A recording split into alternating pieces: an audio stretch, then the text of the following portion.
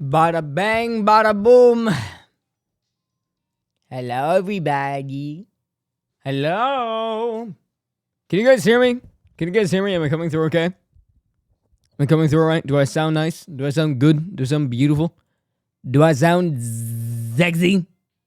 Yay, nay, what's the word? Louder? Okay. How about now? How does this sound? I'm not gonna make it that loud. I'm not gonna make it that loud. I don't want to subject you guys to that. I feel like that's just fucked up of me to do. Alrighty, put that fucking thing over there, and then bada bang, bada bang.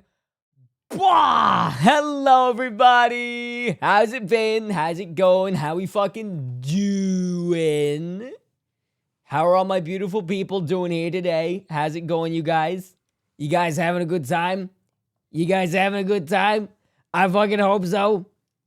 I need you to be louder until my ears bleed. I'm not going to do that. That's fucked up, guys. Listen, we've had a lot of first-time chatters here. Lately. You know, a pretty Hello, big... Square. I too have achieved UNC status, as I am now 20 as of today. Hey! That's not unk status, but you know what? Close enough. But happy birthday, dude! Happy birthday, man!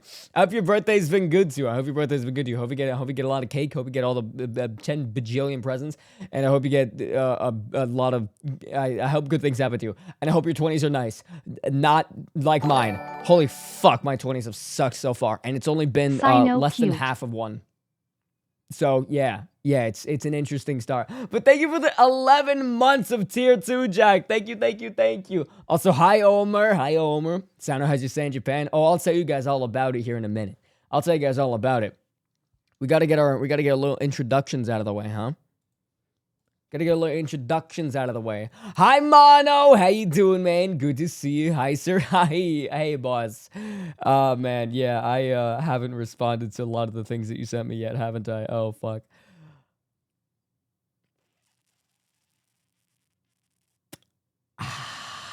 You down to touch base soon? Yep, and there it is. Okay, yep. No, I'm cooked. No, I'm fucked, guys. Yeah, I'm fucked. It's fucking over. It's fucking over, man. But Virtue, how are you doing as well? But yeah, guys, hi, I'm back. I'm alive again.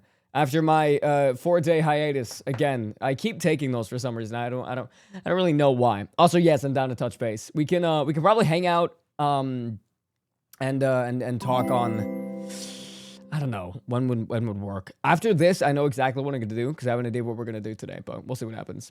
So you were like paid to post that, right? Yeah, well, okay, technically someone else I got paid in exposure. Okay. All right. Guys, I need to come clean. I need to come clean about something. I need to come clean about something that I may or may not have posted on x.com a little while ago, okay? It's, you know, let's talk about this for a minute. Let's have a little conversation.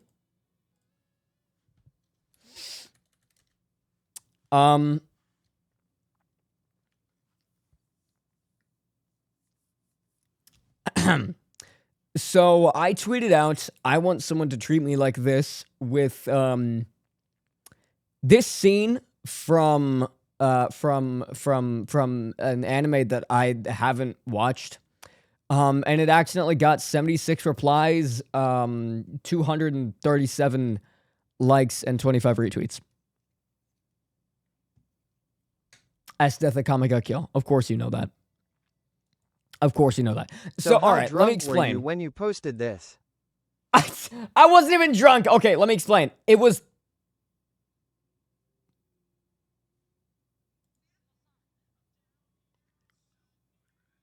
I'm not gonna question what's happening on this stream right now. Basically, blame her.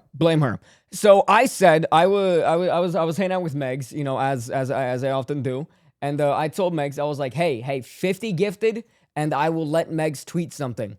And then she started laughing maniacally, as if she was planning my doom and despair. And then I found out it was because she was in fact planning my doom and despair. And it was not good. And that was the result. She created... That's one way of putting it. Hi, Mao. Yeah, Mao's here. Yeah. Little lady's over here. A cute little lady. She's hanging out with us. She's hanging out with us today. Look at her. She's so adorable.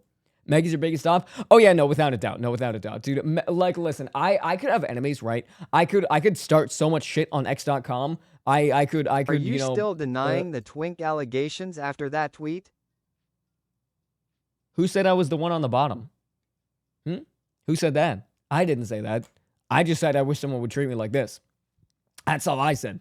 I never said which position, okay? You know, you guys are free to fight in the comments over that as long as you want.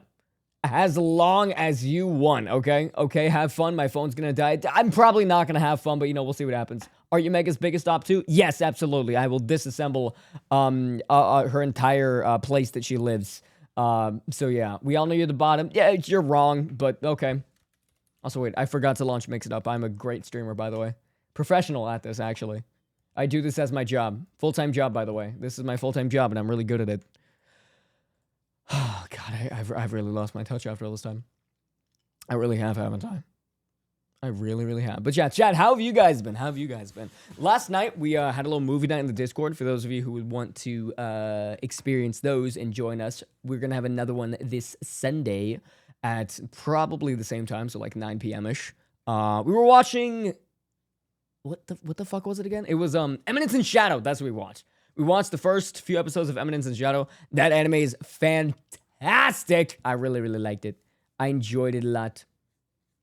Also, wait, why did I pin that? I don't remember why I pinned that. Anyways. Also, thank you guys for the hype train. I appreciate that. Thank you. Hey, buddy, are you recording the stream? I'm gonna start recording as soon as I get done with the introductions. Well, I guess I probably should start recording immediately, just for sake of habit. I'll do that. Thank you, Mono. Thank you. Fuck. Mono, I'm sorry. I'm sorry. Okay, I'm recording now. So you don't have to worry about it. I've started recording. The recording is running. So don't yell at me. Please.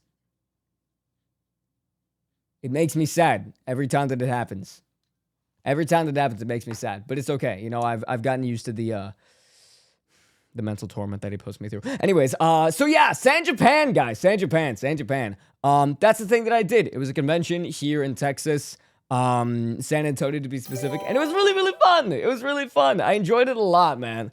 I'll get into the stories here in a second, but I guess I can start with, you know, overall the vibes of it.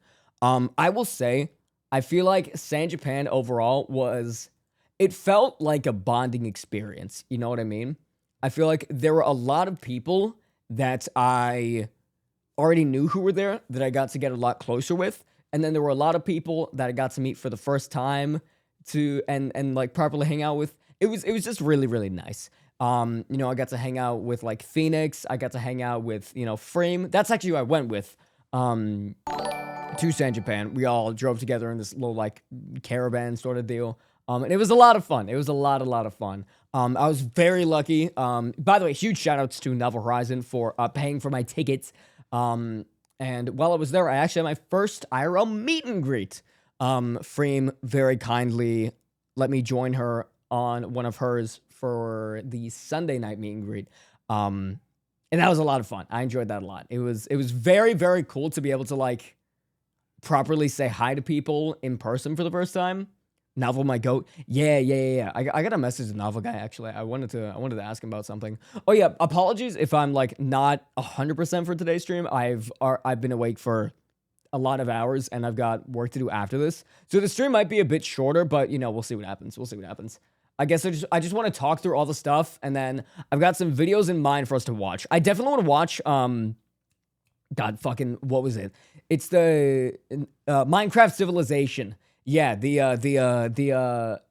1,000 Peace versus War thing. I really want to watch that video. Because I can make a banger YouTube content out of it. A banger YouTube video. I was really stupid, by the way, chat. I was really stupid. You guys want to see something that I did that I think was really stupid? When I was making, I made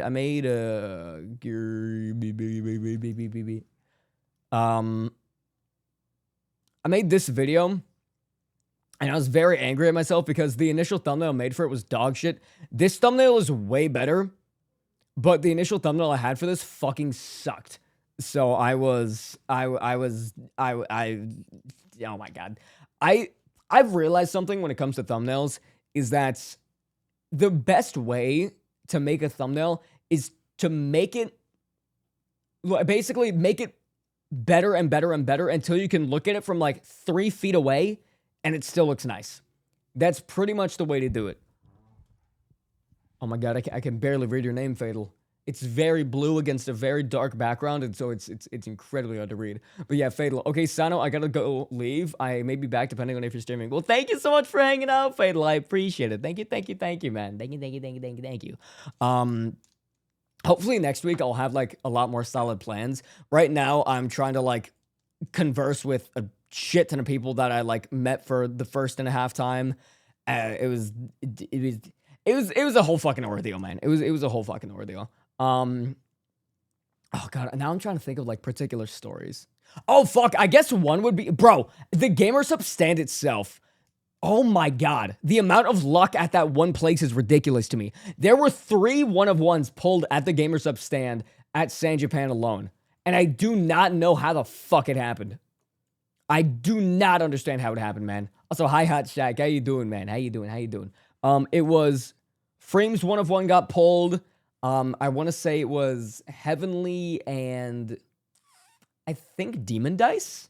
I think it was their 1-of-1s that all got pulled. Hi Serenity, how's it going? Hi, how's it going? How you doing? Hi, what's up?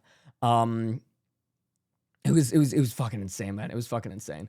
But yeah, I'm still trying to like work through all of the San Japan. I'll probably be able to do like better storytelling at a later stream, but I don't know. Dude, it feels so long since I've streamed, even though it's only been like 4 days. Like, I feel like even those 4-day breaks, they feel so long for some reason. I don't know why. I might just be a completely parasocial streamer. I don't really know. But I don't know. It always feels like I've been gone for eons. Every time I go, wait, he's addicted. I am, man. I am. It's a fucking problem. It's a fucking problem, dude. I was like, dude, my parents invited me to like go on a vacation with them. Basically just like go on a family vacation in January to celebrate my sister graduating from college. And I was like, fuck. See, I would. But I want to stream. Yeah.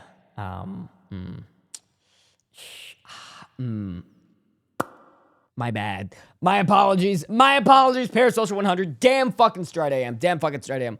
Also, I just realized I still have not done any of my fucking laundry from that convention. Holy shit, I need to get my life together. It's kind of really bad, chat. But, okay, wait, guys. I will say, you guys have to be proud of me for this. I have started eating infinitely better. I'm no longer eating just random fast food delivery and beans and rice. I have added meat to my diet, and it is going great. I am now eating full meals, okay? This is a big step for me, and I need you guys to support me on this, okay? This is a very big leap. Costco chicken and rice, good? It is nice. I need to do another grocery run at some point, but right now we just have a bunch of random stuff in our fridge. I'm gonna drink some water. Bro, I just re-outs the buttons are above the buttonholes, and that's setting off my OCD hardcore. What are you talking about? The buttons are above the butt.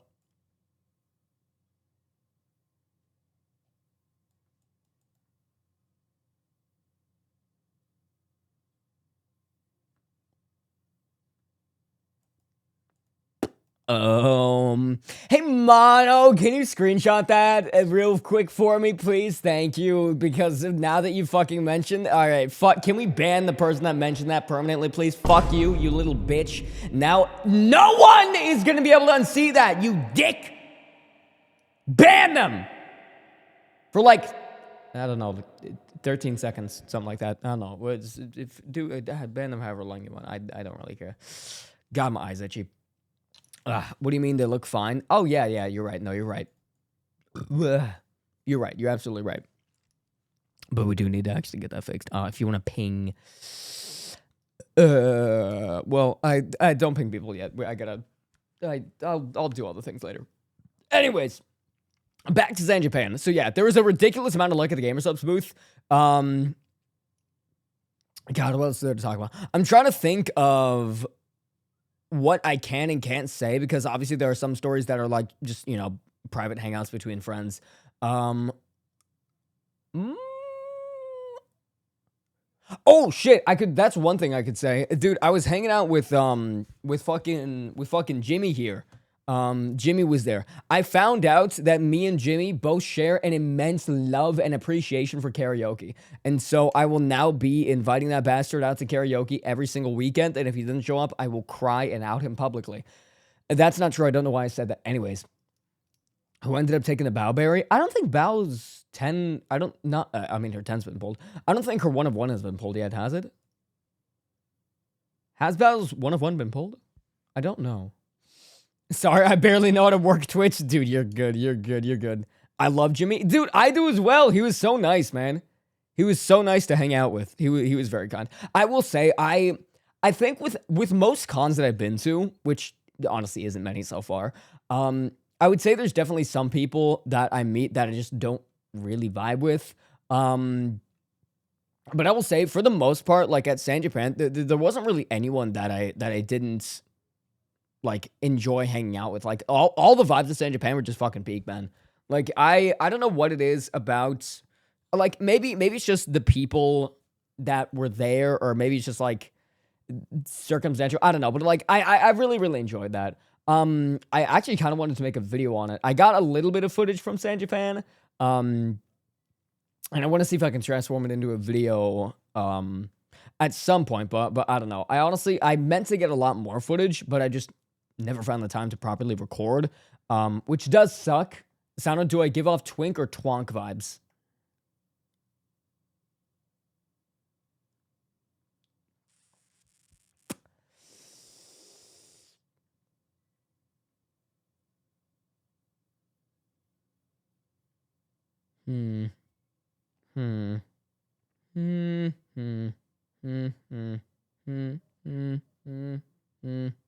I'm gonna say twink. I'm gonna say twink. We're gonna go with that.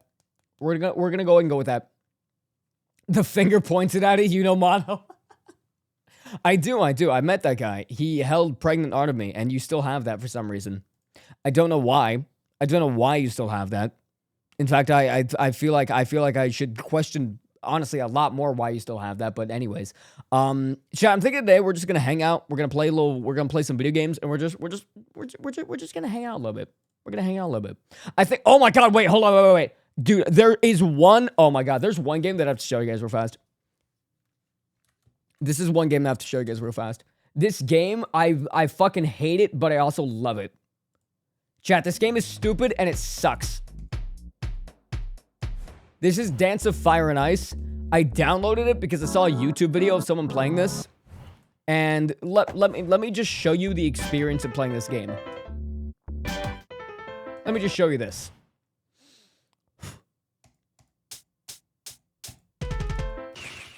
I hate this game.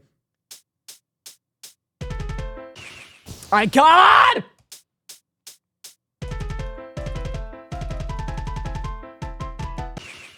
I can't do this. Dude, I've gotten to 2%.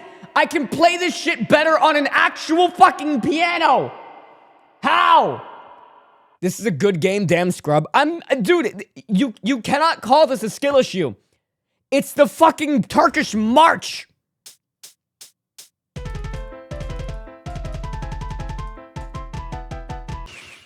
Like, I'm pressing at the right time!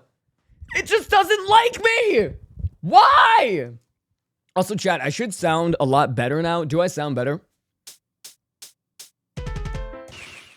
Oh my fucking god. Even May would beat you at this? Oh, no, zero chance. Fuck! I think, okay. For one, I will say real fast. I think my keyboard is not good enough for this yet. I don't think my keyboard is strong or powerful enough yet for this. Because every time I try to, my timing's just not right on keyboard for this. Like, what do I do? I promise you, I'm pressing the keys at the right time.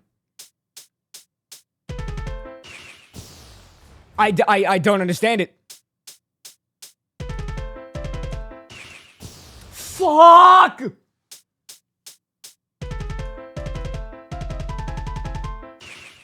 I'm pressing it at the right time! I played this on piano!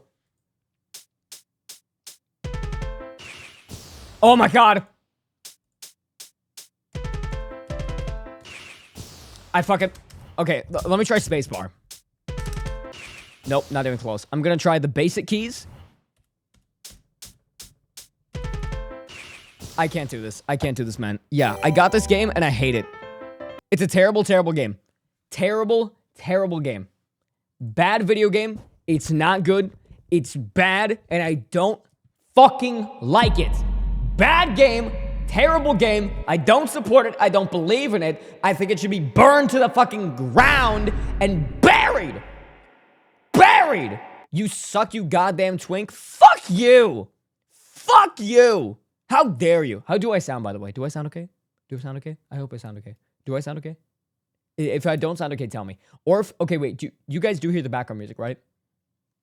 You do? Rebozo, you sound sick. What the fuck do you mean? What the fuck do you mean I sound sick? What do you mean that sounds sick? Yeah, lightly? It should be lightly in the background. Also, what is this? What is this? What is this? What is this? First of all, thank you so much, Lomas Puppeteer. Thank you so much for the follow. Hi.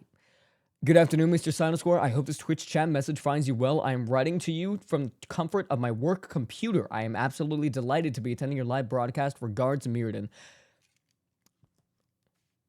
Miss Mirrodin, I appreciate your kind gesture as to send me a letter. I can't speak English!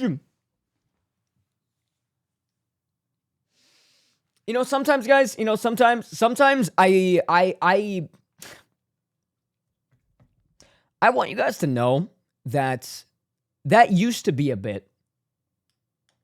It used to be a bit, guys. And now I just genuinely can't fucking speak. I can't speak anymore.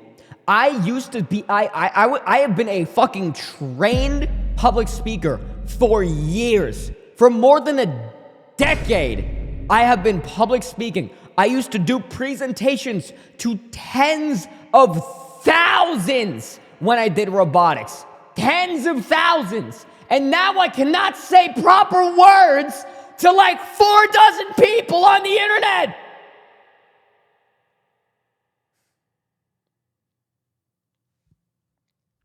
What does my life come to, man? How did I get here? How am I living on my own, doing this shit? The answer is I honestly have no idea. Well, actually, no. The answer is because of all of you. But you know, I don't like to give you guys that much credit. We're waiting for you to that go would be live. fucked up. You have been dreaming for the past year. I am live. What are you talking about? I am live. I'm right here, man. Vega's dyslexia rubbed off on you. Bro, it has. It genuinely has, man. It genuinely has. Like, I don't know what it is. Okay, I will say this, by the way. I will say this real fast. That's also, I don't know why. I keep thinking that my dog is in my room because we got a dog that used to look like one of my old dogs, and now I keep thinking that he's in my room smelling my stuff. Would that count as a hallucination? Would that count as hallucinations? Oh, that might be bad, actually. I'm gonna ignore that as a problem. Anyways, God, what was I saying? I don't remember. Anyways, Sound, you haven't been live in like 12 years. Schizosano. Yes, psychosis. Okay, cool. Great. Gotcha. I love that. I love that. I'm so happy about this news. I should probably get that looked at. But I'm not going to. Anyways, so chat, I have an idea. I have an idea for today. How do you guys feel about just watching some YouTube? Like we just watch some random YouTube stuff, and we just talk about whatever. You know what I mean? You can afford healthcare? Absolutely not. I am on my parents' healthcare still. If I wasn't, I would be homeless. I don't think you guys understand how fucking bad it is right now. And yes, I absolutely put myself in this situation. However, I would argue the happiest I've ever fucking been in my life. Is it a struggle? Yeah, Yeah, it's a struggle. But that's how you get to the good stuff, okay? That's how you get to the good stuff, okay? You gotta struggle a little bit to get to the good stuff, all right? It's gotta happen, man. Because, see, here's the thing. Chat, here's the thing. When I do become monumentally famous, wealthy, and even more good-looking somehow, I'm gonna say it was like, yeah, I struggled for it, and it was worth it in the end, you know? It's gonna be like one of those really mediocre books on building wealth. You know what I mean? You know the ones I'm talking about too. You know those books that are just like, just lock in and you'll succeed? It'll be like one of those books. I usually skip this part of the video. Can we skip to the good part? Okay, never mind. My bad, dude. My apologies. No, we'll get back to it. No, I'm sorry. No, it's my bad. No, I'm sorry. Yeah, no, that's my bad. I am using that clip for your song XDX. So did you indeed name your VTuber house Andy? Dude, I kind of wanted to call it the Andy house. I feel like that'd be I mean, the thing is, it's not actually a content house, right? Like it's just like we just all live in the same place, you know? We're just kind of there. Also, hi Ash, welcome in. And Dakota, thank you so much for the first time chat for the follow. Thank you. We all just happen to do React Andy because, I mean, like, here's the thing about React Andy. At least for me right now, I don't mind doing it, right? I don't mind doing it at all. In fact, I quite like reacting, you know, to a certain degree, you know? I think that's, I guess my main thing, right, is that I just don't want to get stuck into the React Andy infinite Tsukuyomi. You know what I mean? Because it's a thing that I've noticed with a lot of, you know, friends and of just other creators in general that I've seen, where if you do one specific thing, it is very, very difficult to start doing anything else. And I want to try to avoid that as much as I possibly can. Hot Shack, thank you so much for the gifted, dude. Thank you. Like I think a good example is like Mr. Beast, right? Where he has his main channel and then he's got like 16,000 other channels. If I can, I don't want to have like 8 channels to do my content. Like I'd like to have things centralized. I am very, very well aware that that is just not the way YouTube likes to operate right now. But again, that's why, like, I would like to, you know, experiment and try to see if I can manage to make multiple things work at once. When you think reacting becomes stealing, I think when you don't commentate. I think commentary and providing 2 cents is what makes reacting, right? Because when you just sit there and you just laugh at the joke and you move on, you're not providing anything, right? I think that, like, okay, let's do an example real fast. This video right here.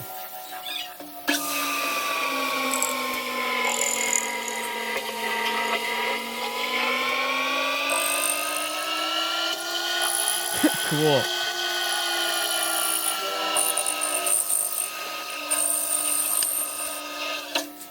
Oh, wow.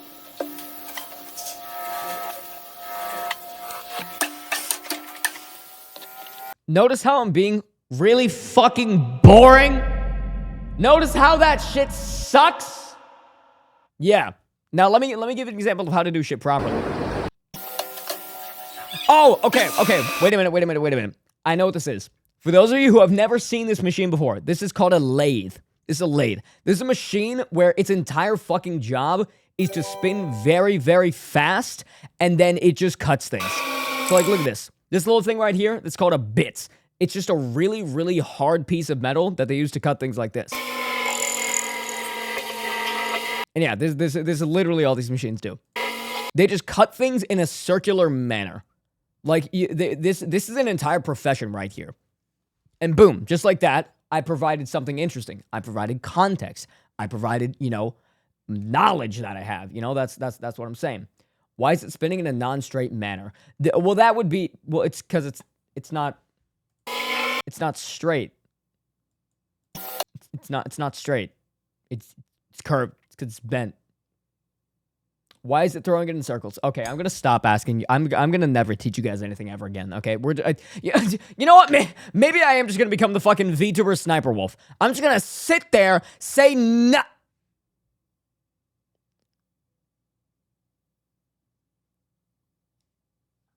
I'm sorry, what? Anyway, guys, as for what we have planned for today, I want to tell you that I do have the pie shock ready to go. I have the pie shock, and I tried it off of stream because I wanted to see if it hurt, and I got big news. It's moo time. Ow! Did you still like it? Okay, let me describe it to you guys. So you like it?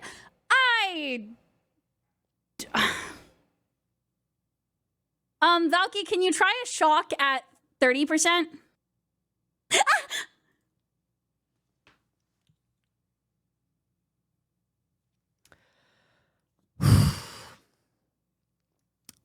Okay.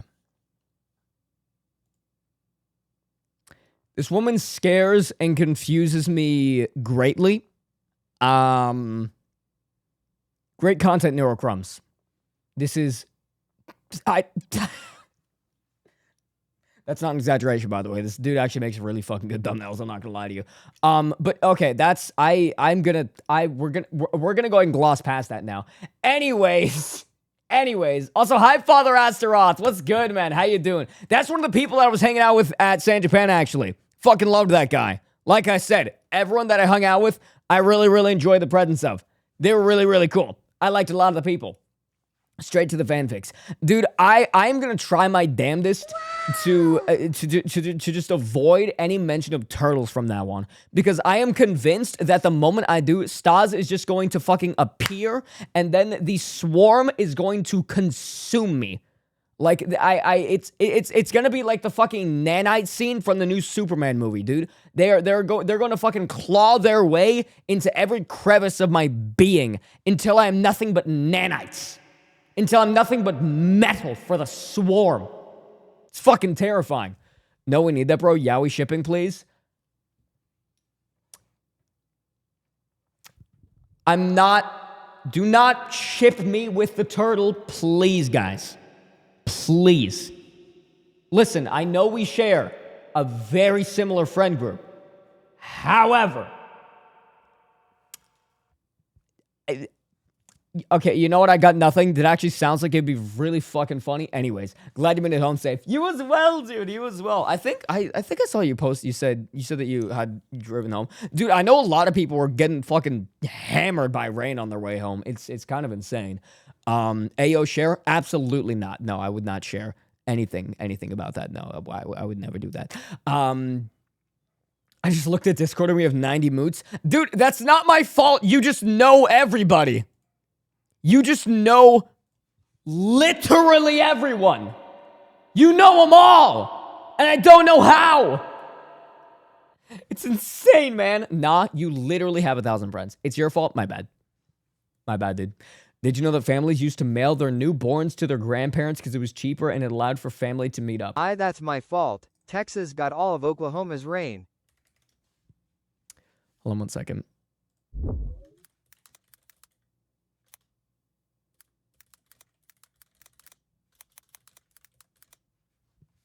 Did people used to ship babies?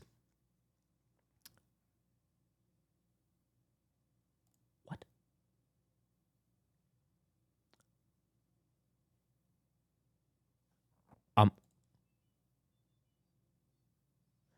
In January of 1913, one Ohio couple took advantage of the U.S. Postal Service new parcel service to make a very special delivery. Their infant son, the Boogs, paid 15 cents for his stamps and an unknown amount to insure him for $50, then handed him over to the mailman who dropped the boy off at his grandmother's house about a mile away.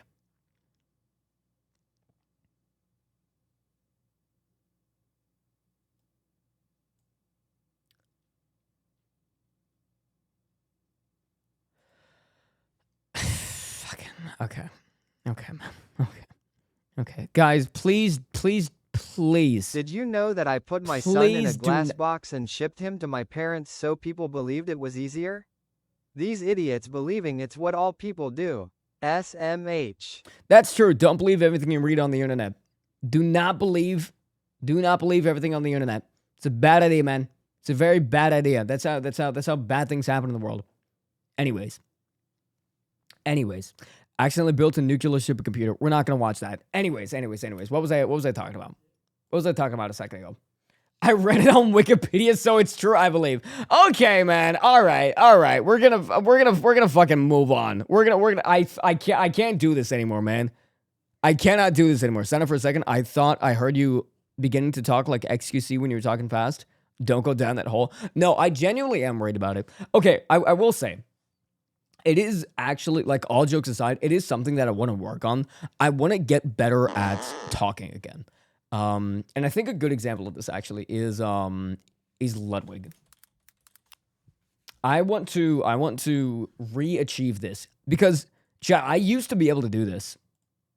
Could you become a successful streamer once again? One of you guys said something Ludwig to me is that I haven't a remarkably well-spoken streamer. thinking about. You see, after streamer games, I met a bunch of subscribers. And you guys were asking me some random questions, including questions about You want to re-achieve scamming people? How does he scam people? live streaming. And somebody asked me, Lud is an English major. Yeah.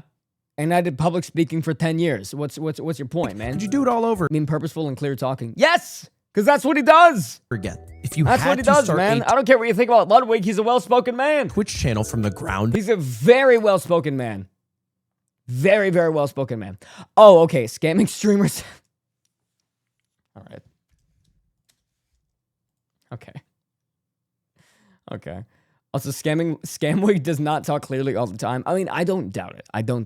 But it's like, I just want to get better at telling stories. Because, I mean, honestly, San Japan as a good example. Like, I don't think I'm good at retelling stories, that especially stories that I experienced recently. And I do think that that is a flaw, and it is something that I want to get better at.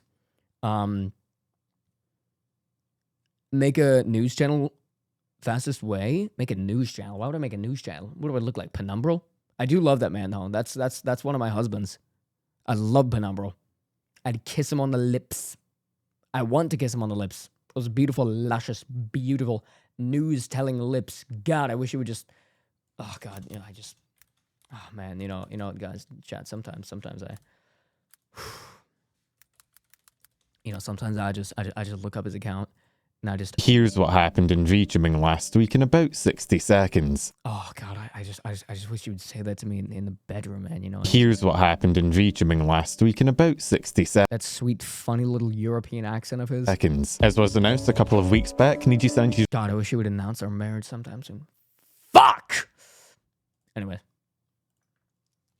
that was a little strange of me. My bad.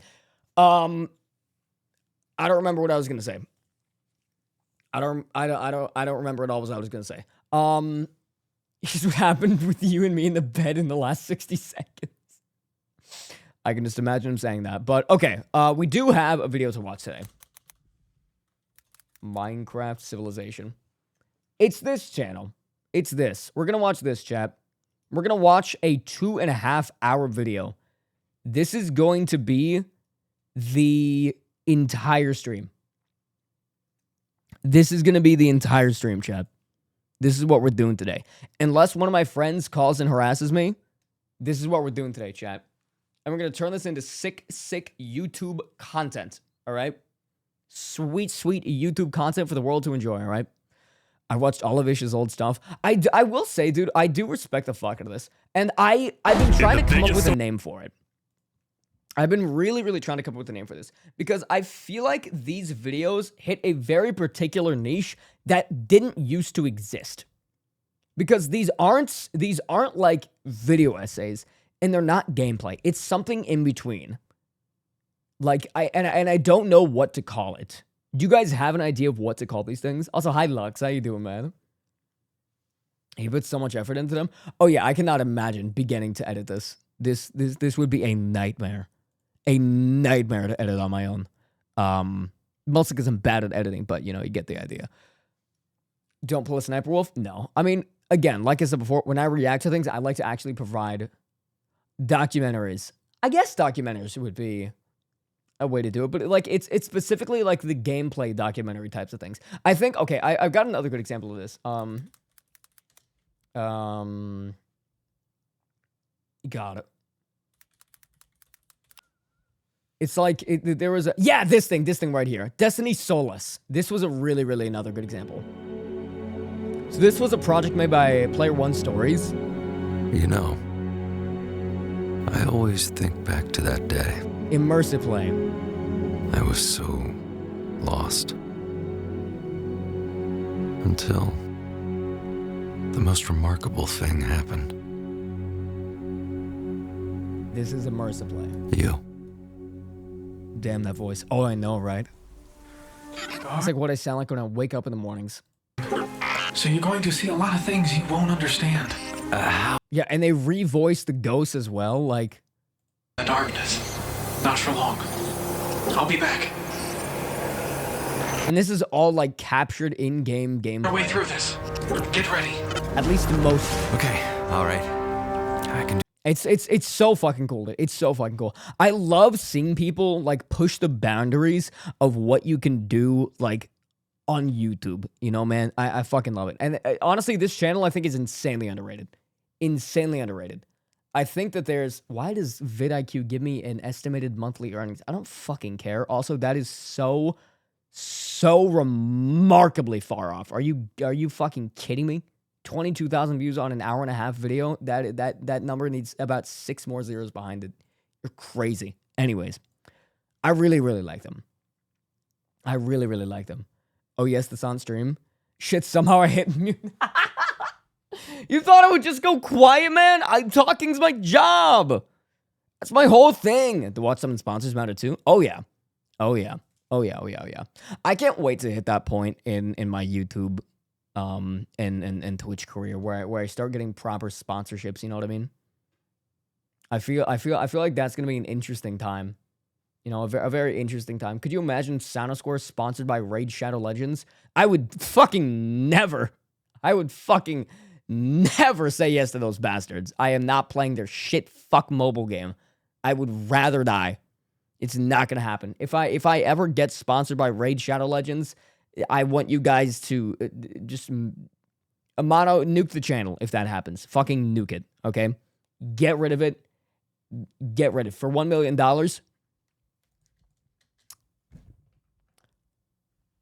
Do you know what I would do for $1 million?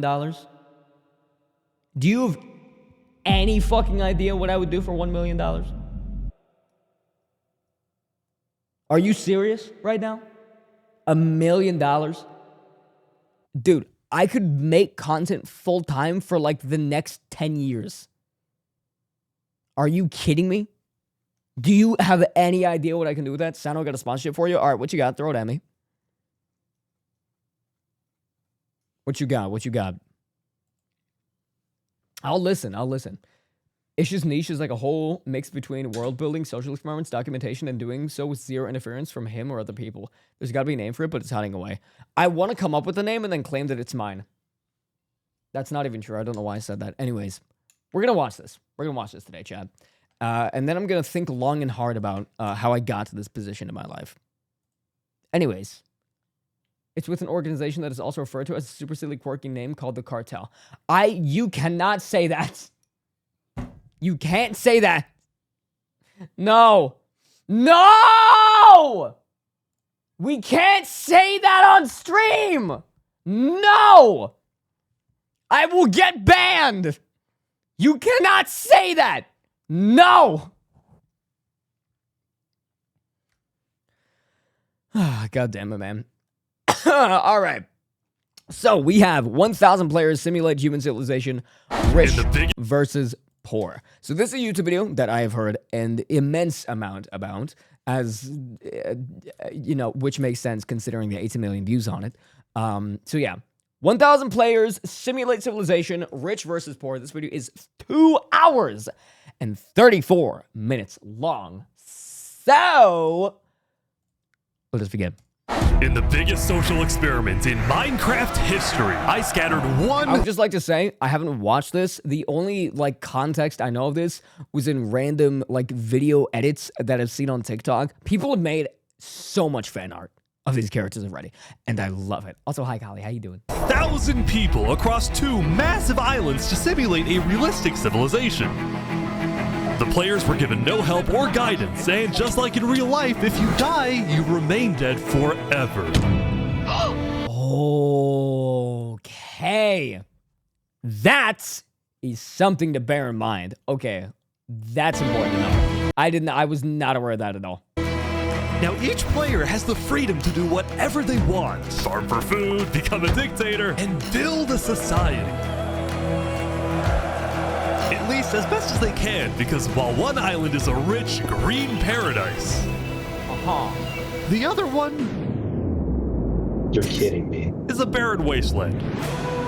Fuck yeah, dude. Fuck yeah, man. It's up to each player to work with what they've got. Will there be peace between the islands, or will there be war? What ended up happening is the single most amazing story arc I've ever seen. All I will say is pick a nation to root for and enjoy the video. I present... All right, chat, who we rooting for, man? Make your mods make a poll now, and if you're wrong, you are permanently banned from the Twitch chat. You, the rich and poor, 1,000 player civilization experiment. Don't forget, if you want to participate in these videos, join my Discord server, and of course, subscribe to my channel. All right, we got 1,000. Good luck, everyone. Jesus Christ, dude. I just want to say off the bat, dude, as someone who's run a fucking, like, as someone who's run, wait a minute.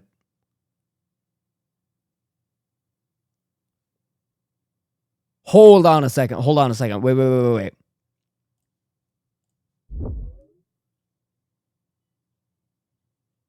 Whoever's editing this, cut this out.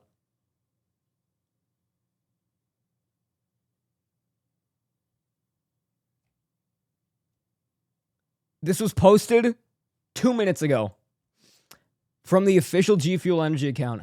After years of shaking things up, fueling the grind, and rewriting the rules, it's the end of an era.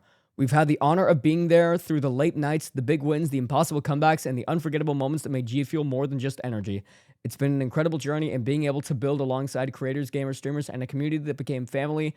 Every tub cracked, every shaker raised, every memory made. We felt the love of every step of the way. So tell everyone who's been a part of it, thank you. We love you. Damn, the G Fuel graduation was not something I expected today. Fucking God. Ain't no way, dog. Ain't no way.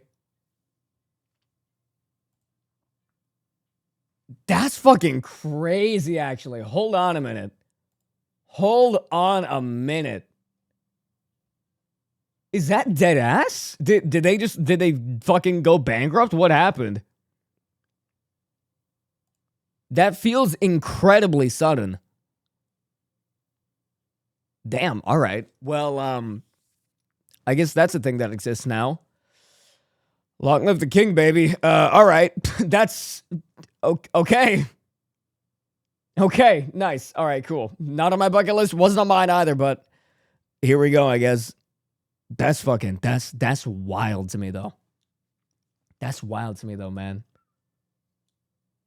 Huh. Interesting. Anyways, all right, back to this. So, sorry, I had to make a quick little cut there. But anyways, back to this. And I just want to say, I have no fucking clue what server this thing is running on, but I'm convinced that it's running on a NASA PC. Because this is 1,000 people over, like, the course of, I think, months. And I do not understand how that... This must have cost so much money in just server space. All right, day one, here we go. It was the beginning of day one, and all 1,000 players began to explore their new homes. What is this place? Oh my god, the fucking barren deserts. Before the first... Dude, their place is so nice. It's so nice, man. BM Drizzy, welcome in, dude. How you doing? Thank you for the first time chat. But dude, this really is nice. I will say, I think having the shaders, while I imagine it did make this difficult, is so worth it, dude. There's something about Minecraft with shaders that just sets the tone of things so goddamn well. Like a week, not months. Oh, wait, was this over the course of a week? Okay, that would be context I would like to know. Does anyone in chat know how long this took? Or I guess we'll kind of find that as we go. First day, I had made everyone choose randomly between Island 1 and Island 2. And I didn't tell them that one of the islands, the first one, would be a barren wasteland. Hey, you guys having a good time? No. Not There's nothing here. Please tell me where the trees are, bro. I cannot find anything. It didn't take long for the people who chose Island 1 to realize they had made a massive mistake. Jesus. I hate this place. I hate this place. Players realized that Someone in chat said maybe 1 or 2 weeks. Okay, I'll try to bear that in mind. building civilizations on Island 1 would be particularly challenging. And not only because it was empty, but because some parts of it were completely uninhabitable, like the snow biome. Oh no! No, no, no! Oh! And right next door, a massive volcano that could erupt at any moment. Ooh, I'm not going down there. This got an volcano erupting also volcano. happens to heat up all the water on the island. Okay. This killed a lot of... They have boiling fucking water. They got boiling water. Dude, they got plugins for this as well. people. How long did this take to set up? Now, to begin building civilizations, the players needed to find a tree. Please tell me where the trees are, bro. Wood is an essential material, and without it, you really can't do anything. Now, luckily for Island 1, there was one tree on the island, and it was pretty big, too. But, of course... That looks like it's made of stone. It was completely surrounded by boiling water. You've got to be kidding me. Meanwhile, let's go over to Island 2. This is just cyberbullying at this point, man. This is just fucking cyberbullying. Yes, hello, Sano. I'd seen you on Mega Stream, and I was curious about where I might find the Square Man. I have succeeded. Thank you, Sano, for being an amazing friend. Thank you so much, dude. Thank you. I appreciate it. Also, hi, idiot puppy. Hi, how you doing now? What's up? How's going on? All right. Island number 2. Let's hear about this place. Holy shit, it's so whimsical. Hey, guys. Life on Island 2 was beautiful. They're adorable. The terrain was green, the trees were plentiful. When does the war and bloodshed start? And the water was normal temperature. Open for business. Selling water? It's from the ocean. Are you trying to make me drink ocean water? No. The people on Island 2 immediately realized they had chosen the island of safety and wealth. You are literally a piece of gold. Yeah. The only real danger on Island 2 was the possibility of falling down from a tree as you're collecting wood. But some people found a way to even work around that. So you're planning to build a bakery. Yes, I am. And you're forcing your employees to go up and get oak? Oh, no. She forcing you to work up here. Forcing the employees. Good God, man. I don't want carrots. I want fair working conditions. Also, because of the vast amount Oh God, they're gonna invent fucking labor laws. It's over. That's what causes the true collapse of the second society. Is trees. People were very quickly able to craft tools that allowed them to mine underground. Hello, Saps. You doing okay? Yeah, I mean, this island's great. So many diamonds already. Yeah, Wow. look at this. Yeah, I'm loaded. Overall, the people of Island 2 were thrilled with their new home, thrilled with their wealth, and they were very optimistic about their future. Damn. See, one thing I do wonder, by the way, off-rip on this, is if they can see the other island. Because I feel like if they were able to see the other island, I feel like that does change the dynamic a little bit. By the end of the first day, players on Island 1 had finally reached the big tree. You realize how high up you are. Oh yeah, I know. We're not scared. No? No pain, no gain. Island 1 was still pretty far from having fully fledged civilizations, but there were communities starting to form. For example, this player named Remy the Rats made a small restaurant to feed those who were starving. Remy the Rat, what are you serving them here? It's very popular. Bread? And you get the bread? Frick, why? Wait, is this a bread line? Yes. Oh no. I also got word that there Oh was my God, they've formed lines. This is small cute, group actually. of people who had chosen to settle in. See, I do wonder, by the way, I don't know, how does Ish select people? Because I feel like there's gotta be some people that just, like, actively try to sabotage these things and just make them less fun. And I do wonder if they just get banned and then instantly replaced. Because I don't know. A weird location. People at the volcano. What type of people would choose to live on a volcano? Hey guys. Hello. What the? Hey, how's it going? Welcome to the mafia. Okay. All right, man. This was Lingolini, and he had recruited about 20 people to join his Italian mafia. His goals were very simple: make friends and get rich. Hold on, can we tell you a little secret? We found some netherite. Oh, really? Yeah, don't tell anyone though. We're trying to keep it between us. We'll check back in with these guys later, but in the meantime, on Island Netherite? How the fuck you just come across that shit? Also, Nepo Senpai, welcome in. How you doing? 2, there were actual huge civilizations starting to form. I don't care about power. I don't care about government. I just want to make a nice place for my people to live. This place. Damn, if only we could do that in real life. Fucking hell, man. She just figured it out.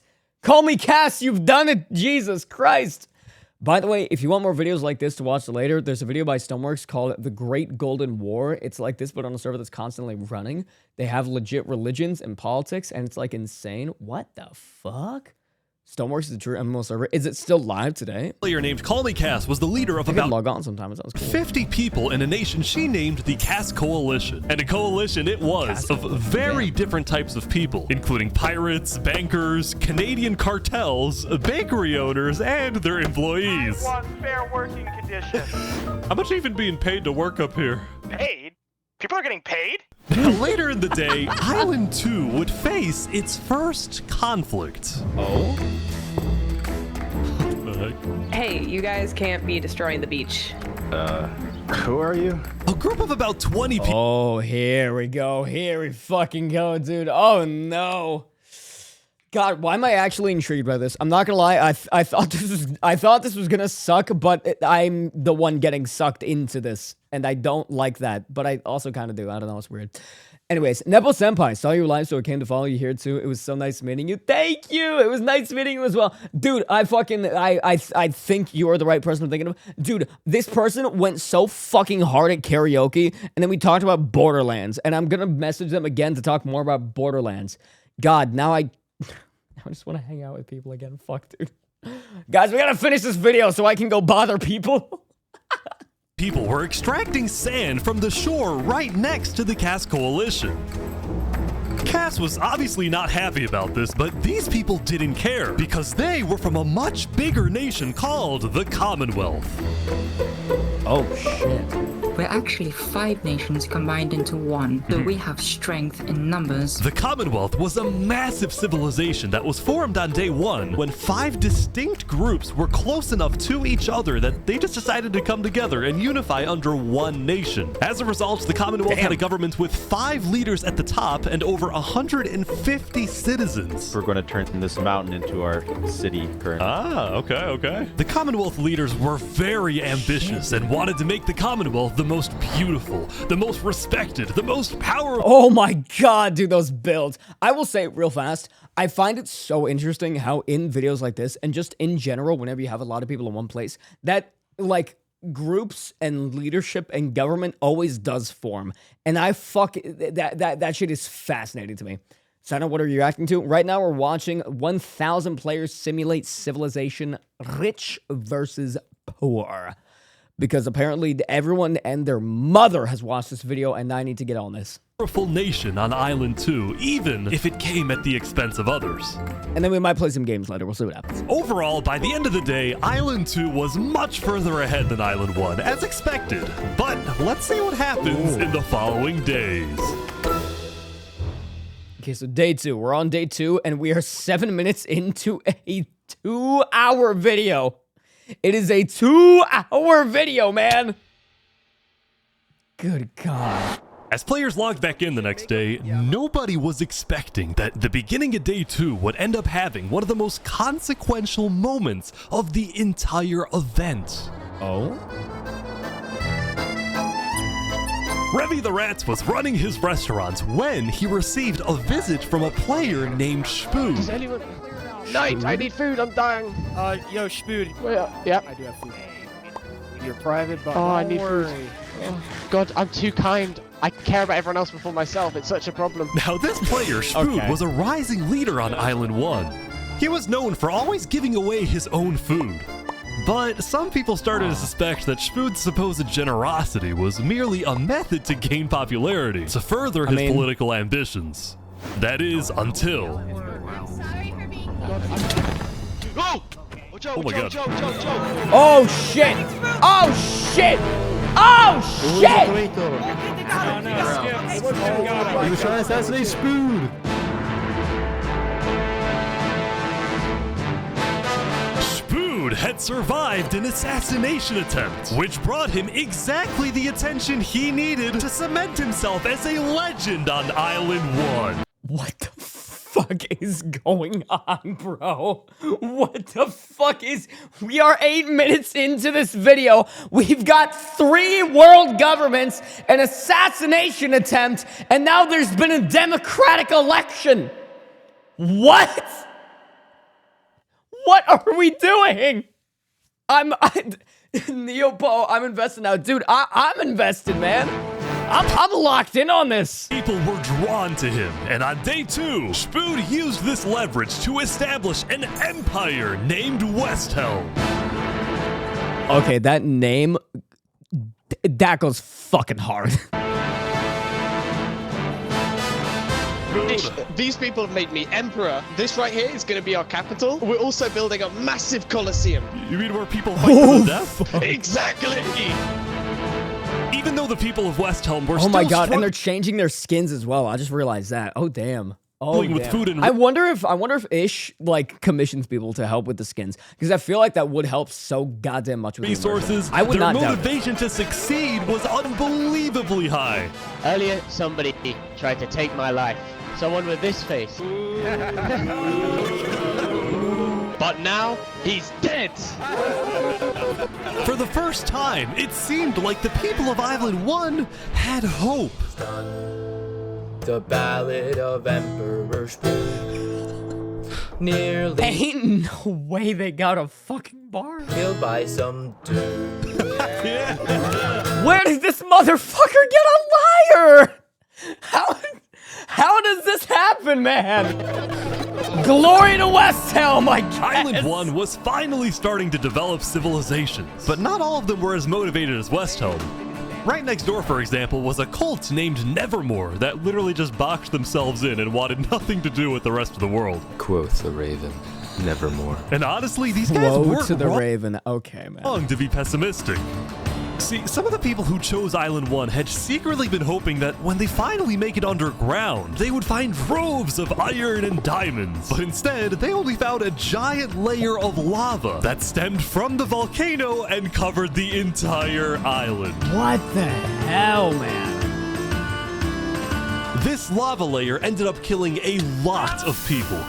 Ah, fucking amateurs never dig straight down. That said, a lot of people weren't necessarily angry at the poor conditions themselves, but more so about the inequality between Island 1 and Island 2. See, even though the two islands had a border separating... See, I will say, I feel like there's gotta be a catch with Island 1, right? Like, there's no way it can be this bad, right? Because, like, I don't know. I feel like there's gotta be a catch. I mean, we heard about the netherite earlier, so we gotta bear that in mind. My guess is that Island 2 does not contain any netherite. So the Island 1 guys, theoretically, would have a greater peak. This shit's so interesting. I am shocked with the fact that it's 10 minutes in and we're already this... We already have lore. Preventing anyone from crossing for now, rumors were spreading about the wealth and the amazing environment of Island 2. Because of this, some people on Island 1 were starting to develop some feelings about the other island. Island 2 might be the better island, but we're the better people. In fact, artists on Island 1 were already making propaganda posters, some of which were rather concerning, including a few creations by our mafia leader, Lingolini. They're making war propaganda! Speaking of Lingolini, there was some drama on the volcano on day 2. What's up, Blind Mellow Mode? How you doing? I just survived an assassination attempt. What? Whoa. Mamma mia, help me, I'm getting chased. Lego likes just take me out of nowhere and I had to run down the mountain. It was becoming a pretty common occurrence on Island 1 for people to try to rob or murder as a means to get food or resources. But Lingolini was not going to let that slide. Well, what are you going to do about that then? I put the hit out on him. Everybody in the mafia knows that Lego likes is an enemy of the mafia. But then, during our interview... Fuck, it is a mafia! Oh, wait. Oh, fuck. Over here. There's some people coming out. Oh, shit! Oh, shit! Oh, really? Oh. Langolini had decided to share his volcano territory with a larger group called Infernus, whose main goal was to preserve and protect the sacred land of the volcano. I spoke with the leader, a player named Seneca, who described herself as the Queen of Infernus. Whoa. We are a nation of the flame. We have to treat the volcano with the respect it deserves, and we hope we can work with Langolini to do just that. Seneca and Langolini agreed to protect each other in They working together. We got the mafia and the fucking cultists. All right. case of an invasion, and use the volcano's height and flowing lava to their advantage. Also, once again, dude, the royal has a crown. If anybody tries to attack us, we'll kick them out like a Koopa shell. Okay. Now, speaking of invasions, on day 2, the Cass Coalition was approached by an army of boats. Boats? Crap.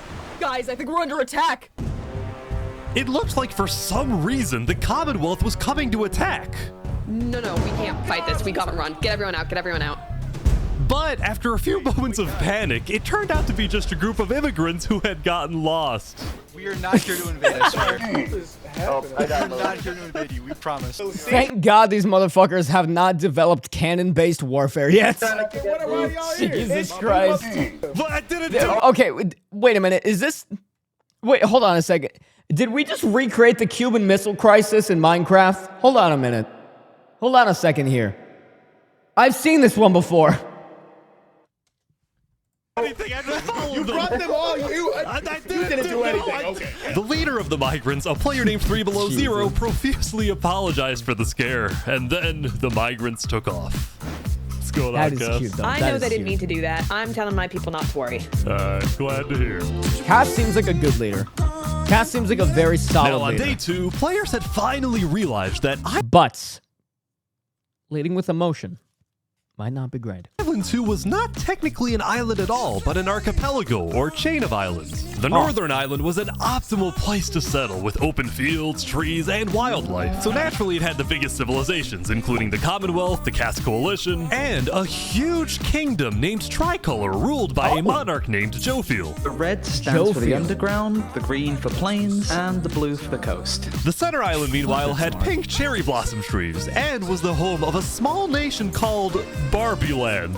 Barbie Land. Life in plastic? Oh, God. It's fantastic. Okay. And lastly, the southern island was big, but also extremely dense, flooded with jungles and swamps. As a result, nobody really wanted to stay there, although I did find one person. Saps, what is this? Can't you tell? This is my vacation home. How's this a vacation home? I don't see any lawn chairs or furniture. There's no roof. Hold your horses there, cowboy. It's not done yet. Saps was one of the few players who chose not to join any civilizations because he didn't want to get dragged into politics and drama. Still, he made lots of friends across Island 2, his best friend Flux actually being the second in command of the migrant group. Speaking of, 3 Below Zero and the migrants had finally reached their I have a fucking feeling about that. Destination all the way up north. Now, other than accidentally invading the Cass Coalition, these guys seemed pretty insignificant. But little did people know, this new civilization was about to change the entire world.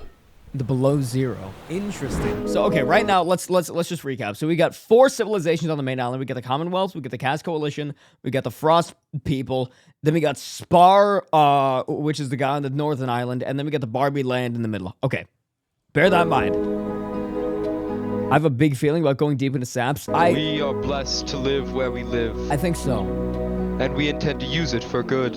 Okay, 3 Below Zero, so that's the king of that guy. We are the light. We are Luminara. The migrants had decided to call their civilization Luminara. They saw themselves as the so this is where that VTuber group came from. Light of Island 2. Shit, man. The innovators, the inventors. See, the reason 3 Below Zero had chosen this specific location to settle, well, it wasn't by accident. After the first day, 3 Below Zero had used content and propaganda released by the people of Island 1 to estimate the location of the other island. He then used a coordinate system to calculate the northernmost point of Island 2. His goal was to settle as closely as possible to the other islands so that when the day comes, when the borders drop, Luminara can build a massive bridge connecting the two islands, giving free passage as a sign of good faith to perhaps bring about world peace. Ooh. But it wouldn't be that simple. The second in command of Luminara, Flux, as well as a few concerned citizens, did not want that bridge to be built. They had seen the Island 1 propaganda. They knew that people on Island 1 were angry. Their fear was that Island 1 would just use that bridge as an opportunity to invade Luminara and perhaps invade the rest of Island 2, leading to a world war. That bridge is a bad idea. Moving up north was a bad idea. Island 1 is going to invade us, and Luminara is going to be their first target. What about the goal of world peace? I mean, 'cause, like, all right. One thing. You have to imagine with this, right? Like, one thing to bear in mind is the fact that all the people participating in this know that this is a limited time thing. So everyone here is going to do their best to have as much impact as possible. And I feel like that's why all of these decisions are being made so fast, right? Because, like, you do have to imagine, like, let's say it's day 3, the border drops. It could take one dude with a sharpness 5 sword to kill half of the entire island. Like, it's got stakes, man. There are stakes but here. He's dead wrong. We shouldn't be trying to befriend our enemies. The way we're going to achieve world peace is by uniting Island 2 against Island 1. Peace through war, fucking hell. What if 3 Below Zero says no? What if they finish the bridge? Well, then at least they'll know I tried to warn them when Island 1 comes and kills us all. Profits.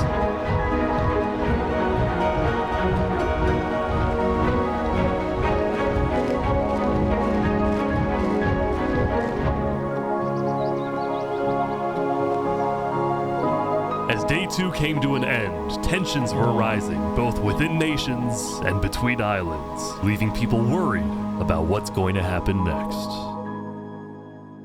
Interesting. The watchtowers, damn.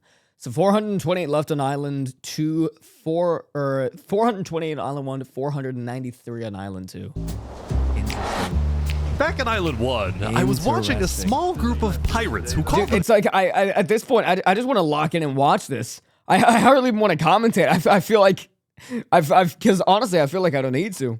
themselves Al-Karasina. Al-Karasina, my friend. We're the baddest pirates around. Now, if you look closely, there was a person of interest hanging around with the pirates. Lego likes? Lego likes just to take me out of nowhere and I had to run down the mountain. Well, what are you gonna do about that then? I put a hit out on him. So to be clear, Lego Likes had a bounty on his head and he was hanging around pirates. You could probably guess how this ends. Yo, Lego Zanga's here. So is this is everything you guys got, huh? Not much. Ah, they fucked. Ah, they fucked. They're boiling him. Oh, no. Damn, bro. Damn, bro. That's fucked. The Al-Karasina pirates had killed Lego Likes, but there was a small problem. That was a whole ass assassination. Yeah, I saw it, but we don't know who claimed the bounty. It didn't say it in the chat. Because Lego Likes had technically died to boiling water instead of a player, Lingolini didn't know who actually killed him. But fortunately for the pirates, when a player dies, the dead player drops their own head, which the pirates believed would be the proof they needed to collect their bounty later today. So you're expecting a payment later? Yes. All right. Well, I'll go. I'll go. You guys let me talk. By day 3, players had basically mapped out all of Island 1 and were finally starting to adapt to the environment. Day 1 was horrific. We literally had bread lines. Day 2, we're building a coliseum, a citadel. I am literally... The 1 to do so people grows. I mean...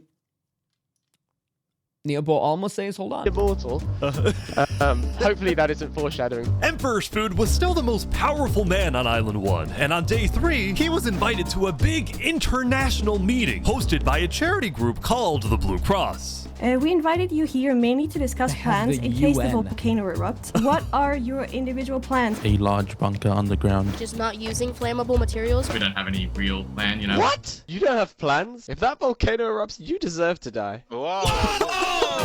Shit, dude. Emperor Spoon had come in with good intentions, but it was there that he learned that he hates meetings. I'm gonna go there. Okay. When Emperor Spoon I think I like this Spoon guy. the other leaders were unsettled. Was this guy really the figurehead of Island 1? Okay, we need a better representative. Then, basically right on cue. Elysium diplomats, follow me. Bodyguards. Sorry, guys. Sorry, I'm late. This is Benji, and he's the leader of Island 1's second biggest civilization, called Elysium. See, on day 2, Benji had discovered that toward the outer edges of the island, away from the volcano, the water isn't boiling hot anymore. So he founded Elysium, which literally translates to a place of ideal happiness. And he made the nation to give peace-loving people a chance to relax and get away from all the troubles of Island 1. Cross my name off the list. This is without rhyme or reason. Look at these Elysian guys swimming in the water. We were hoping that Lord Ish could summon a single mushroom cow. All right, if anyone drops a pufferfish in the next 60 seconds, I'll do it. What do I have to do? What do I have to do? There it is. All right. This mushroom changed the course of history. Oh my god. Now, back at the Blue Cross, Benji and the other leaders discussed the possibility of creating a full Island 1 alliance. All the leaders at the meeting, including Westholme's representatives, believed that given the harsh conditions of Island 1, an island-wide alliance could be a game changer. But first... Before we make this official, we have to convince everyone else to join. See, there were a few civilizations not present at the meeting, and to complete the full Island 1 alliance, the Blue Cross would have to go out and get them all on board. First was the Al-Karasina pirates, who coincidentally happened to pass by the meeting as it was happening. Hey, guys. Hello. They were on their way to collect their bounty from the second nation not yet in the alliance, the Linguini Mafia. Oh, yes, they're waiting. Hello, I'm looking for Mario. Hello, it's me. Fucking damn it. Ooh, mamma mia. It looks like a small brain. It sure looks like a Lego lights. Meanwhile, the Nevermore cult would probably be a little bit more difficult to convince, but the Blue Cross said they'd try anyway. Now, as for the fourth and final... This is what I'm talking about. This is what I'm talking about here, man. Minecraft with shaders is just such a vibe. Nation, well, it was a bit of a mysterious group. Their civilization was down south, and they were very isolated and secretive. They were also rumored to have an extremely strict government, but also a large amount of very skilled fighters. As a result, people were kind of scared to approach them, again, but like, they knew with they had Minecraft, fighters are important. to eventually So I feel like that could... I don't know, complete the Blue Cross Alliance. They knew that if this alliance works out, it wouldn't matter that they all lived on the poor island. All of a sudden, out of nowhere, the most powerful force in the world would become Island 1. At first, Island 1 was supposed to lose, but now they were on the verge of turning their lives around completely.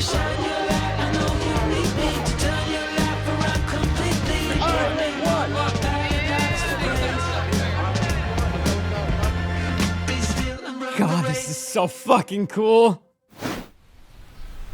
Back to... Ah!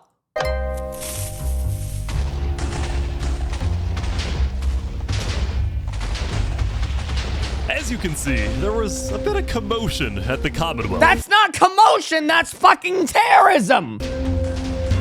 They had just exploded their own land because of a miscommunication.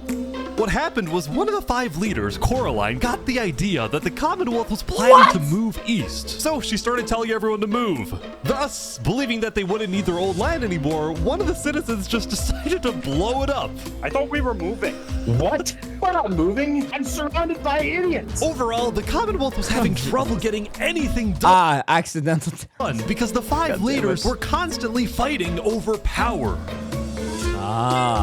See, there were A 5 lack of leaders, unity in each a with state of unity. I don't know, man. I don't know. 1 vote. But because Never forget is there were insane. originally 5 separate nations, each with a differing amount of citizens, should the smallest faction's vote have the same weight as the biggest faction's vote? It is ridiculous that Armin's vote is worth the same as mine. I mean, Bro, we are recreating the Electoral College. I need about 50 people, and he has barely 5. Because of all the fighting and disarray, Commonwealth citizens started moving to other nations like the Cass Coalition. That's fucking Cass's style wild, of governing, man. letting people do whatever they want, was making her very popular with her people. I've been with Cass I mean, since I pretty don't much know. the beginning, and she's established a democracy, a true one. Really focused on like letting everybody do their thing. But at the same time, the lack of any regulations had some That's what I was unintended about to say. consequences, like players making strange and ugly buildings. So to solve this, Cass hired a building inspector. I have placed a lot of foundation for a glorious city, basically made out of stone. That way no one can burn us down. However, the building inspector did get a little power hungry. What's going on here? He said he's gonna demolish my house because it's not up to building code. Because it's not up to code. So then, citizens took matters Oh, into their God, own hands. man. They got HOAs. Oh, fuck! No! They killed the tax Anyway, on collector. day 3, the biggest nations on Island 2 were there's still banks. the Commonwealth, the Cass God, dude, Coalition, these builds. and Tricolor. Oh, right, Tricolor was I a forgot about medieval civilization separated into 3 regions, one of them being an underground city. I'll hit mine. My gosh. that. This Whoa. is big. Yeah. People didn't really know that much about Jofiel and Tricolor because they tended to be more private. Jofiel was more interested in building up Tricolor rather than doing outside diplomacy. But people would still come to Jofiel with all the political news of Island 2. I am so tired of the politics already. I've got some news. People are concerned with Aperion trying to colonize them. Oh my god. Have we Now, heard this the name particular Aperion before? rumor about a group named Aperion colonizing people happened to be false. Aperion was just a small town led by a player named Alkaline, and it was actually the only nation other than Luminara that directly bordered the ocean next to Island 1. Interesting. That said, the rumor that Island 1 was uniting was true, which got some people worried, especially the 2 border states. So Jofiel invited over all the major leaders and diplomats of Island 2 for an emergency meeting. The only leader who declined was 3 Below Zero because he was busy building the Luminara Bridge. So he sent in his place his second in command, Flux. Flux, Ooh, what's your plan okay, here? wait. But Fluxian, we've already heard, has very differing opinions. So how is this gonna I go? don't care what 3 Below Zero says. We need to make sure everyone unites against Island 1. Good luck, sir. Against And because Island this 1. meeting was the most That's important dangerous, event man. yet on Island 2, Jofiel invited a neutral mediator, someone who could lead the meeting in a fair manner and wasn't a part of any nation. Saps, where are you going? Apparently they're making me lead the meeting with all the Island 2 leaders. You sound very excited about it. The sage no, leads I'm the not, meeting, I'm not man. excited, I'm terrified. I'm accidentally gonna cause a war.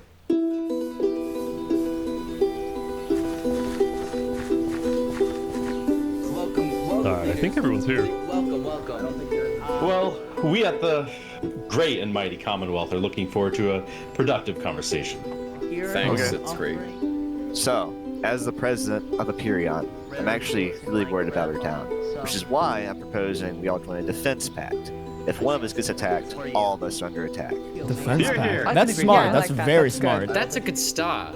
But if Island 1 attacks, say, Luminara, well, by the time you can even arrive to defend us, everyone at Luminara will already be dead. Which is why I think we need to focus our efforts on preventing an attack in the first place. An attack is inevitable. I'm just saying. Hold on, Flux. Let Jovial finish.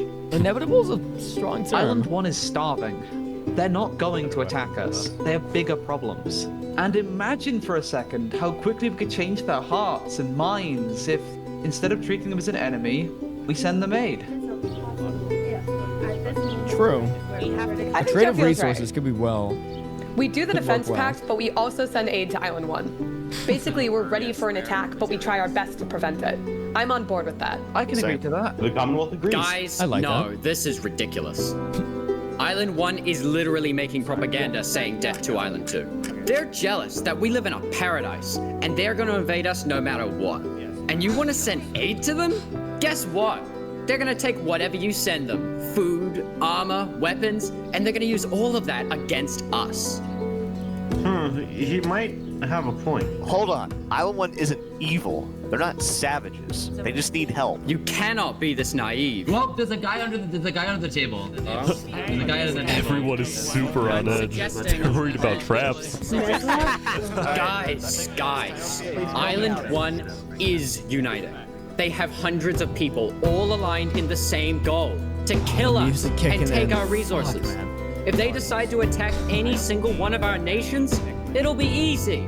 All they'll need to do is walk ahead, which is why we need to either merge all of our nations right now. We all choose a spot and combine into one civilization. Either that, or we attack Island 1 first. Whoa. Are you crazy? Watch, this is ridiculous. What's crazy, Joe Feel, is you leading all of us to our death. Oh my That's god. too have much. to We listen to can't me. do that. If we don't do this, it's the end of Island 2. Flex, Hold on, we can't do that. That's crazy. What is happening? All right, everyone. We can't fight. Let's just vote. All in favor of Flux's plan to treat Island 1 as an enemy, say aye. Aye. Not quite. Interesting, dude. All in favor of sending aid to Island 1.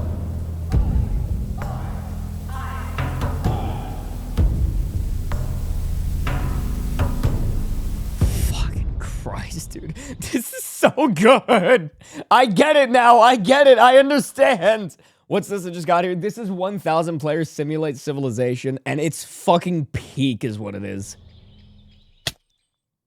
Like, I legit feel like I'm watching, like, an international documentary, man. Meanwhile, at West Helm, I ran into something interesting. Our next song is called Island 1. Oh, they got a band going! So you remember this guy? The Ballad of Emperor Spoon. Well, he had joined a band that produced actual songs and then performed them all across Island 1. A barren wasteland island, a boiling water sea. Let's go. And no resources to speak of, except a water tree. Let's go! Everyone loved the Island 1 band, including Emperor Spoon, who found that the music bolstered the morale of his citizens. He believed that a happy citizen is a productive citizen. West Helm took us in and gave us a little home. Even though Emperor Spoon was a chaotic figure, West Helm itself was the opposite. It had an army, a storage system, and a hierarchy, from Emperor all the way down to citizen or plebeian. And of course, there was the Colosseum, which when finished, will play a major role in West Helm's justice system. That said, Emperor Spoon was not happy when he heard that yesterday. Like, how does this happen, dude?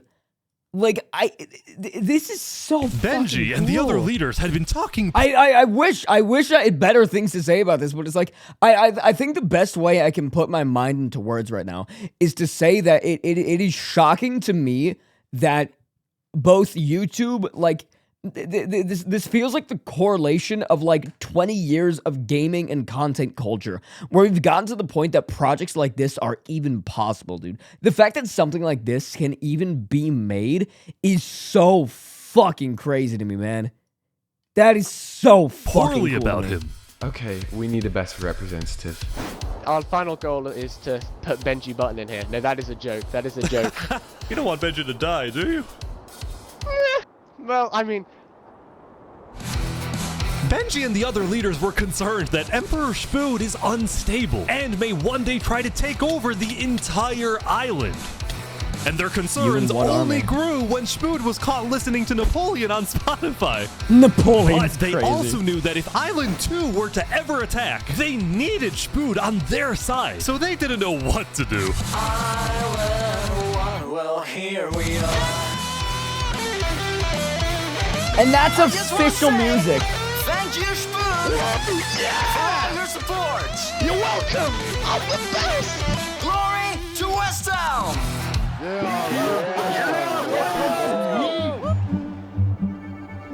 Like, dude. Meanwhile, they made music in the game that they log into while also having normal lives and jobs. Seneca, the Queen of Infernus, had decided to begin building a massive castle for her people. A beautiful home base that would hover direct. Dude, this is so fucking cool. This is so fucking cool, dude. It shocks me that projects like this can exist. Also, wait, someone in chat says, hold on, my chat scroll is not working properly. Let's see. All right, my friends, I'm sorry, but I must go, but I would like to leave you all with a little something before I go. I apologize in advance. It will be a lot, but only read if you feel as you should. Let's see, what is this?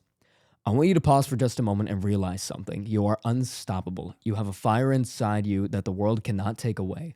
Life will throw challenges your way, sometimes small, sometimes mountains. Oh wait, I couldn't finish reading, and my scroll feature won't work. God fucking damn you, chat. Anyways, you might feel like the odds are against you, maybe even feel like the world doesn't notice your effort, but here's the truth. Your energy matters, your kindness matters, your courage matters, you matter. Every step forward, no matter how small, is proof of your power. So promise me something today. Promise me that you will be bold. Promise that you will lift others as you rise. Promise that even on the days where you feel small, you will remember that inside you is a force that can move mountains. Life is short, but your impact, that lasts. Enjoy the laughter, the love you bring into the world. It echoes far beyond what you see. So go out there, live boldly, love fiercely, and never forget that you're the spark that can light up even the darkest room. And until we meet again, au revoir, my friends. Shine on. Toodles. Damn, BM Drizzy just goes into chat, drops the greatest speech of the century, and then fucking leaves. Honestly, I respect that. Thank you so much. That's a very, very kind message, and very, very true. Actually, over the volcano. Yesterday at the Island 1 meeting, a lot of leaders expressed worries about rumors that the volcano may erupt. That was really, really, really good, dude. That was really, really sweet of you. Thank you so much. Also, Coco Roachis, welcome in. How you doing? And they talked about how they would each take different precautions. Everyone believed that the volcano was dangerous, except for Seneca, who had decided to take the opposite approach. It's all just paranoia. If we really value the volcano, we need to have faith it won't erupt. The main goal of Infernus as a if Faith, I hate to say it, did not save the people of Pompeii. civilization was to preserve the sacred land of the volcano. So what better way to show faith and demonstrate loyalty than to make your home right above it? True. And the chains do look nice. Lingolini, meanwhile, decided to make his home underground within the volcano. Under the ground, like a Goombas. Lingolini's main goal was to get rich, and having direct access to iron and gold was one reason for him and the Mafia to live there. But it wasn't the main reason. Remember this interaction from day one? Hold on, can we tell you a little secret? We found some netherite. Oh, really? Scattered throughout the volcano were pieces of netherite, the rarest and most powerful mineral in all of Minecraft. Not even Island 2 had netherite. It was the single secret advantage that Island 1 had. Ah, that's and what it is. And the only ones who knew about it were the Lingolini Mafia and Infernus. Now, even though Infernus... See, now the question is, why keep it from the Alliance? Why keep it from the Alliance? Why not share the knowledge of this? And I don't like that. Something feels wrong. Didn't exactly like how Lingolini was... Because again, dude, with Minecraft, we've all played this game. We know how this game works. Something like having netherite over a diamond, it does not matter if you are a worse fighter. It does not matter if you are outnumbered. You will win with better gear. Desecrating what they consider to be sacred land, they made a deal with him. The Mafia can keep mining so long as they provide Infernus with some of the minerals they find. But Lingolini was unsatisfied. They want to use us. They want cheap labor. I'm not giving them anything. Lingolini didn't like how Infernus was basically forcing the Mafia to mine for them with nothing in return. So he secretly instructed everyone in the Mafia not to give Infernus anything. A trade war begins. Lingolini's hope was that Infernus never asks for those minerals and forgets about the deal entirely. Otherwise, he would be in a lot of trouble. That said, despite this conflict, the rest of the Island 1 unification effort was going very well. Earlier today, Lingolini had decided to join the Blue Cross Alliance. Thank you all so much for having me. The Alcaracina pirates were also eager to join, and surprisingly, so was Nevermore. There was only one holdout. Oh. What the fuck?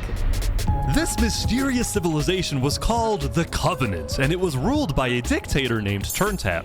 How are you elected exactly? By vote of the people or the vote of yourself? Elected? Turntap wasn't sure about joining the Island 1 Alliance because the people of the Covenant were generally skeptical of outsiders. They only took pride in their own nation, especially in their army, which was composed of really good PvPers who weren't above using torture to get their way. Are they drowning this guy?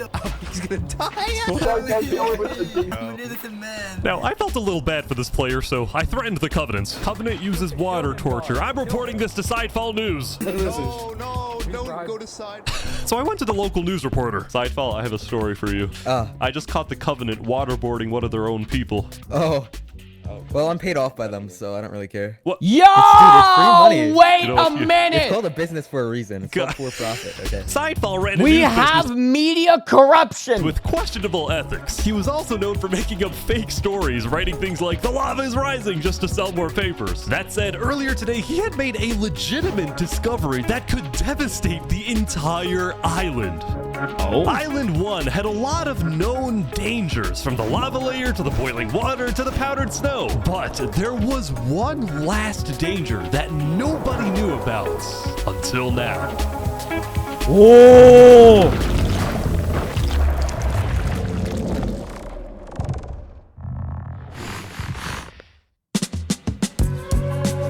Oh, shit. Oh, shit, dude. It's getting good now! Oh, my God. Anyways, Puyo, sup, sound? I hope you're having a wonderful evening. I am, dude. I'm getting to watch a dope-ass YouTube video and get to hang out with chat for a little bit. Then we're going to play some video games after. We're going to hang out. We're going to have a good time. The Molten Hydra. Okay, just from 10 seconds, this is an ish video. Oh, yeah. Oh, yeah. I had never seen this dude before. I'd never seen this ish guy before. And I've learned that he's kind of just goated as hell. Meanwhile, the people of Island 2 had spent the day building their civilizations and having a good time. Yesterday, their leaders had voted that whenever the border drops, Island 2 would send aid to Island 1, hoping so this they did agree gesture on the would aid. lead That's to good to know. peace. But not everyone agreed with this approach. It's the end of Island 2. When Flux returned home to Luminara, I mean, 3 Below Zero we can clearly was see, right? furious at The Island 2 people almost entirely have full sets of diamonds. Flux for causing but not enchanted yet. chaos at the meeting and for going against Luminara's values. 3 Below Zero, as the leader of Luminara, was actually heavily in favor of sending aid to Island 1. The whole point of the Luminara Bridge was to make peace with Island 1, not to start a war. War and peace, peace and war. God damn, this is good. Anyways, Lupo, thank you so much for the raid, dude. Welcome on in, Raiders. My name is Soundoscore. I'm a space VTuber. I like to think that I'm fun sometimes, but it might just be completely delusional. I hope you guys had a fantastic stream. If you need to take some time to get some food, get some water, or get some rest, please feel free to do so. You being nice, happy, and healthy is far more important than just to being a however just watch stream. Make sure you live your lurk, live, follow, does so much done. But thank you so much for being here, and I hope you enjoy the show. Thank you so much for all the follows. Thank you so much for all the first-time chats. How was your stream, Lupo? Right now, we are watching Minecraft Civilization, 1,000 people simulate civilization, and God is its gas. So anyways, thank you so much for the raid. Let us continue. As a result, 3 Below Zero demoted Flux from his position as second in command.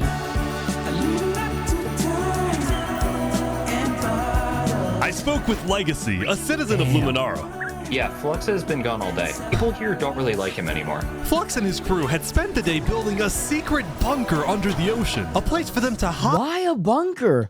Why a bunker? See, okay, I feel like in the case of an invasion, right?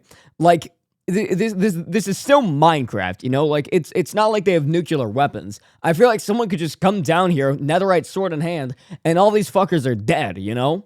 Like, in what way does this bunker help? Or, and here's my guess, the bunker is not for defense, but for planning. I have a feeling that there's some devious shit going on. I think some traitorous things are happening here, and I do not like the sound of that. I do not like it at all. I've seen this 3 times now. Dude, is this gonna be like K-pop Demon Hunters, where I watch it over and over again, and it just kind of gets better every time somehow? If Island 1 attacks, and then Flux spent the rest of the day helping his best friend Saps finish building his home. Oh, that's fucking gorgeous. Despite all the chaos, Sap still reached out to me after I was demoted. Mr. Mediator, what a good friend. Flux over here can be a little unpredictable, but he's my friend, and I know he genuinely wants to. Probably, yes, probably. All right, good to know, dude. For us.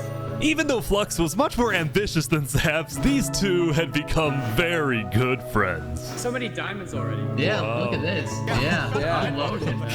But just as day 4 was about to come to a And yeah, again, dude, full diamond and shields on all of these dudes. But yeah, dude, Loop, I hope your stream was good, man. peaceful end, something happened that would change the course of Island 2 forever. Oh. Something happened. A bridge. Jophiel, Seraphim here. Jophiel, the leader of one of Island 2's largest civilizations, was walking across Tricolor with her second in command, Seraphim. Oh? Ah! Oh shit! Oh shit! Oh shit! What are you doing?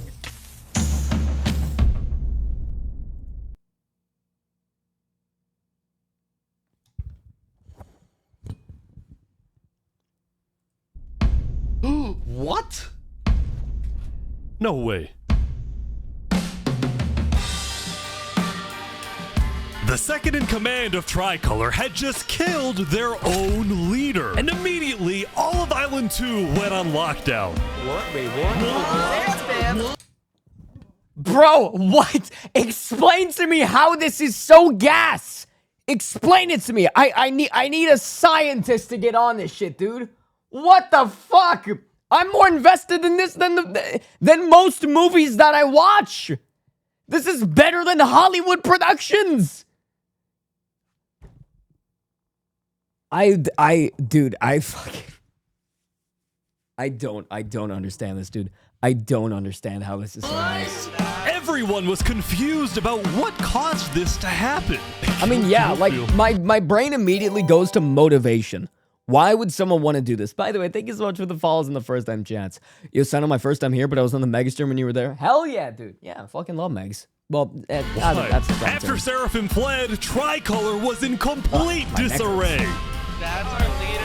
Who's Seraphim? It actually has been very stiff. By the way, I wonder if that, guys, crazy as this might sound, I think not sleeping on a bed might be affecting my body a little bit. Crazy as that might sound. Who are you watching? We're watching Ish. This is a guy who does a lot of Minecraft videos like this. I think he does. I think he's done other videos. I believe there's a Rust video out like this as well. Back at Saps' place, Flux told Saps it might be a good idea for him to call an emergency meeting with all the leaders. So, for the sake of the island, Saps agreed to host a meeting tomorrow. But for now, he and many others headed to Tricolor to help them restore order.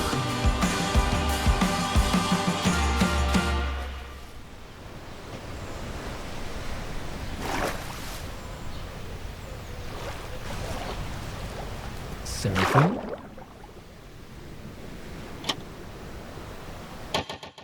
Oh! I fucking told you! I knew that bunker was sus! I told you!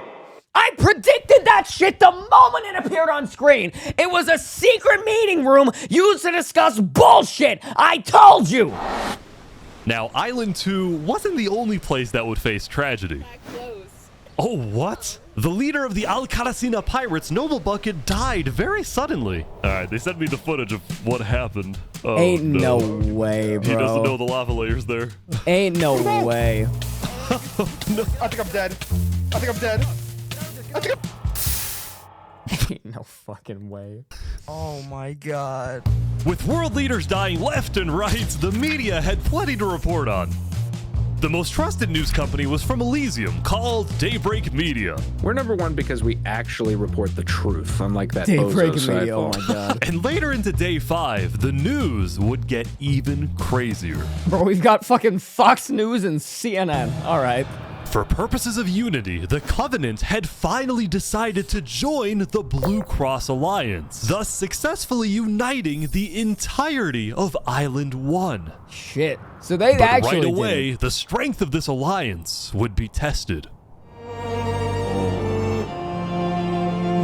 Earlier, a citizen of Infernus had thought it was the volcano. accidentally told someone outside of Infernus that there was netherite in the volcano. And this news spread all across the island.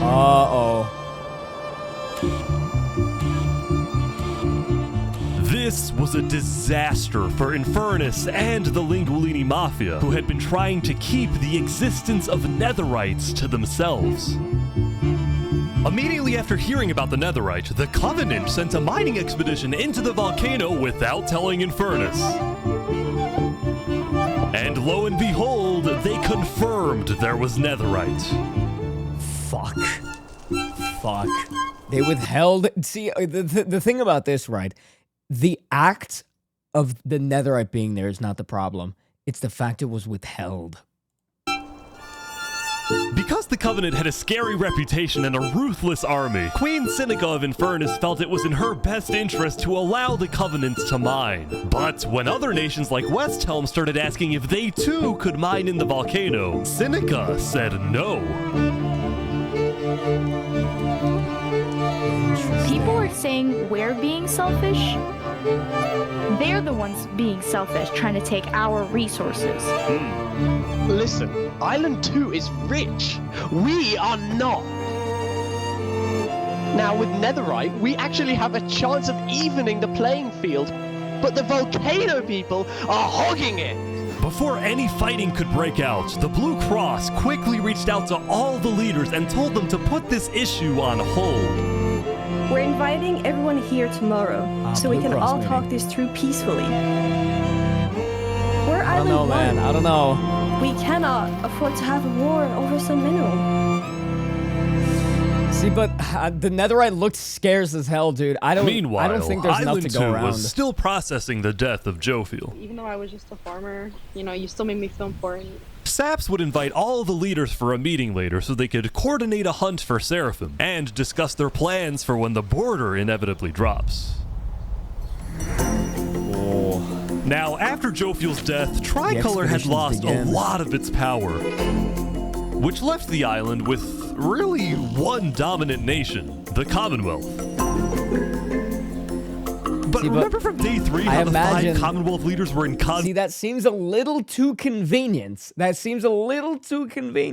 In fights with each other? It is ridiculous that Almond's vote is worth the same as mine. Well, this all came to a head on day 5 when one of the leaders was caught plotting to take control of the entire Commonwealth. So, another Commonwealth leader then paid an assassin to, well... Oh my god! Oh my god! Wolfram Sands. What? We just witnessed murder! After this, people from the Commonwealth lost even more faith in their governments. This Commonwealth citizen went to the Cass Coalition to complain to Cass directly. I got information that there might be netherite on the other island. My leadership said, quote, netherite is useless. Netherite is, of course, not useless. I think that's a foolish statement. As the Commonwealth erupted, the Cass Coalition thrived. But they did have their own problems. Is this your employee? Yes, he is. That implies I get paid. Is he not getting paid? Skip out on work. You hear this woman?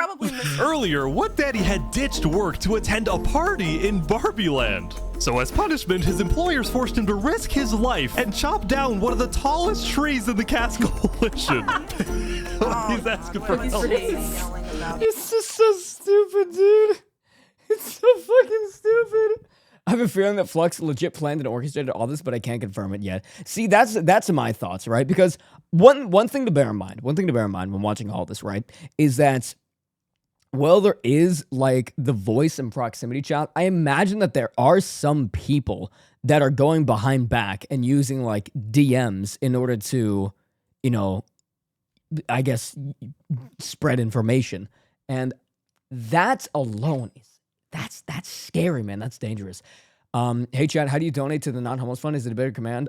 It's !donate, I think. I don't remember. You have to yell louder. I can't hear you. You're so Well, in the bunker, nobody can hear VC. True. far off.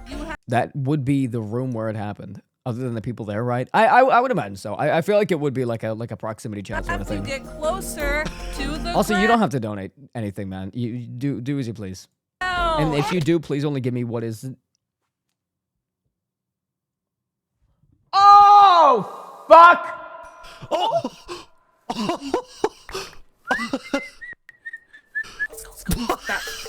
What the? Now, because of this recent tragedy, Cass decided to stay home from Saps' meeting. That said, every other major leader was now on their way.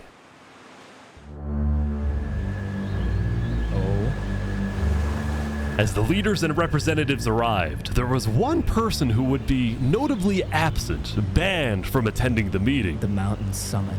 Before the meeting started, Flux called me to his underground bunker because he had something, quote, important to tell me.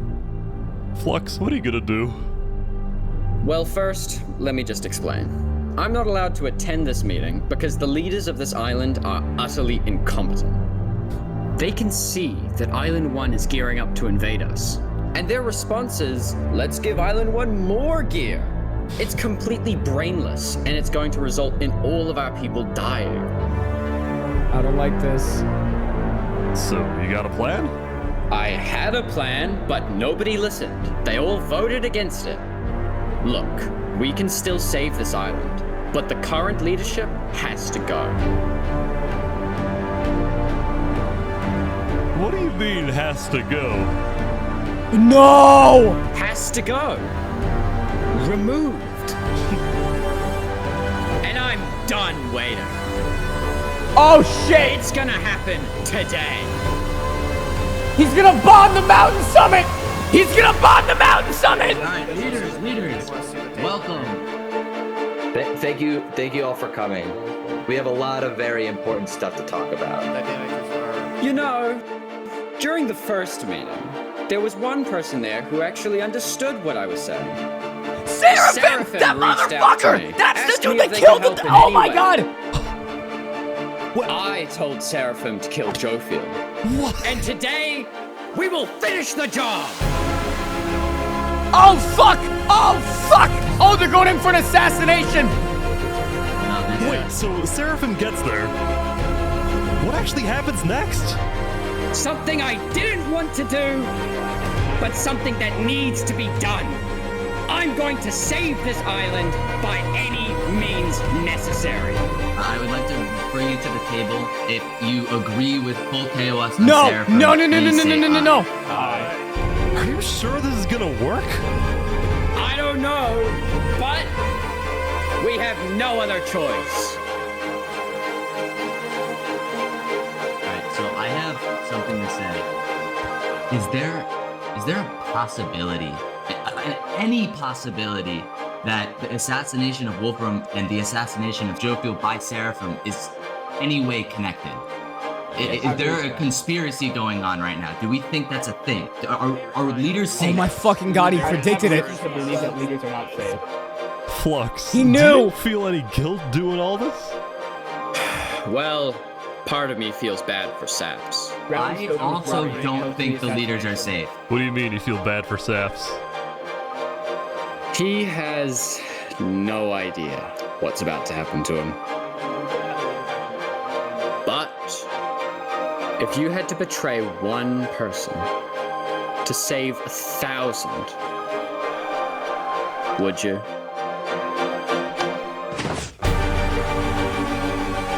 No! Oh shit! I didn't do that. I didn't do that. Oh my god! Why is there a trap? Is this all a setup? Saps, where's Saps? Where did he go? Did Saps do this? Wait, Oh my god, and he framed Saps! At the Peace Summit!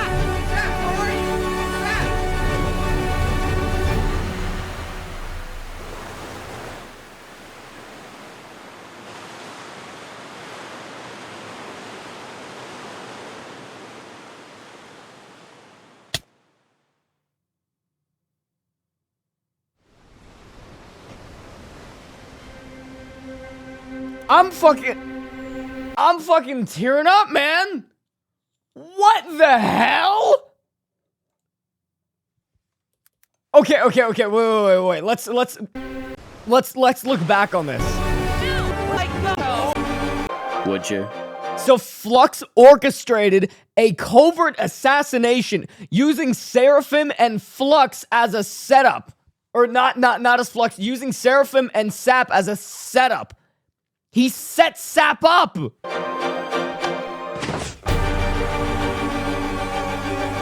They were friends!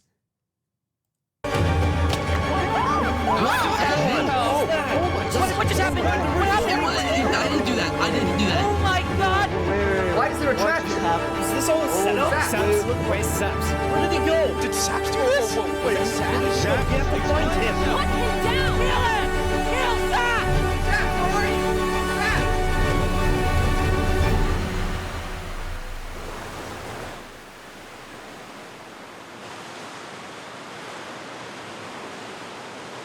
If you could betray one person to save 1,000. I don't know about you guys. I'd rather live not as a traitor. It was a new day, and Island 2 was in shock. I thought it would have been a TNT trap On day as well. 4, when Saps was in Tricolor helping the people after the death of Jofiel, Flux and his crew had built a trap in his roof. And Saps did not know they had done this. He had been framed. Save all my people to kill one person. That was his friend, man. That was his friend. By his friend Flux, used as a scapegoat for Flux's plan. But because they had to rush to build the trap, it actually wasn't fully successful.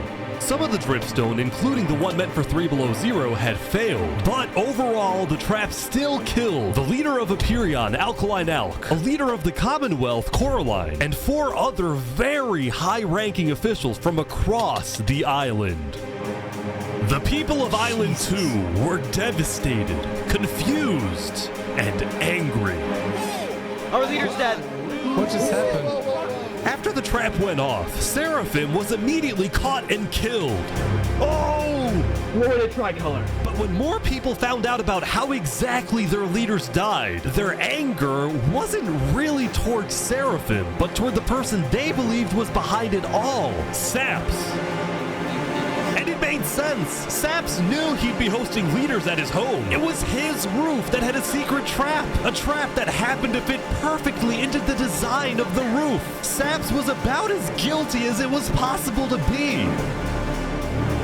With that, all the major Island 2 nations, from the Commonwealth to the Cast Coalition to Tricolor to Luminara, declared Saps to be hunted down and killed, while Flux got away with it all. If you had to betray one person, the bunker, to save the bunker, dude, would you? And on top of all of this, at the beginning of day 6, it was announced that tomorrow, on day 7, the border between the 2 islands will finally fall. An invasion will begin. Oh, both islands now have 1 day to prepare.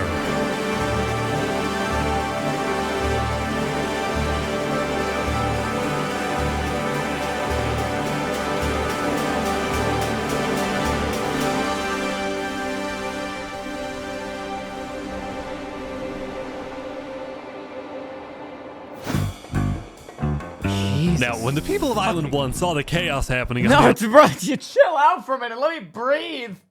I gotta think about this. Okay. So let's just put it plainly. Flux is a bastard and deserves death.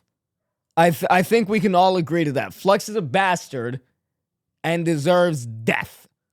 Flux orchestrated an assassination, aided Spar in designing his home for the sole purpose of planning the assassination later on.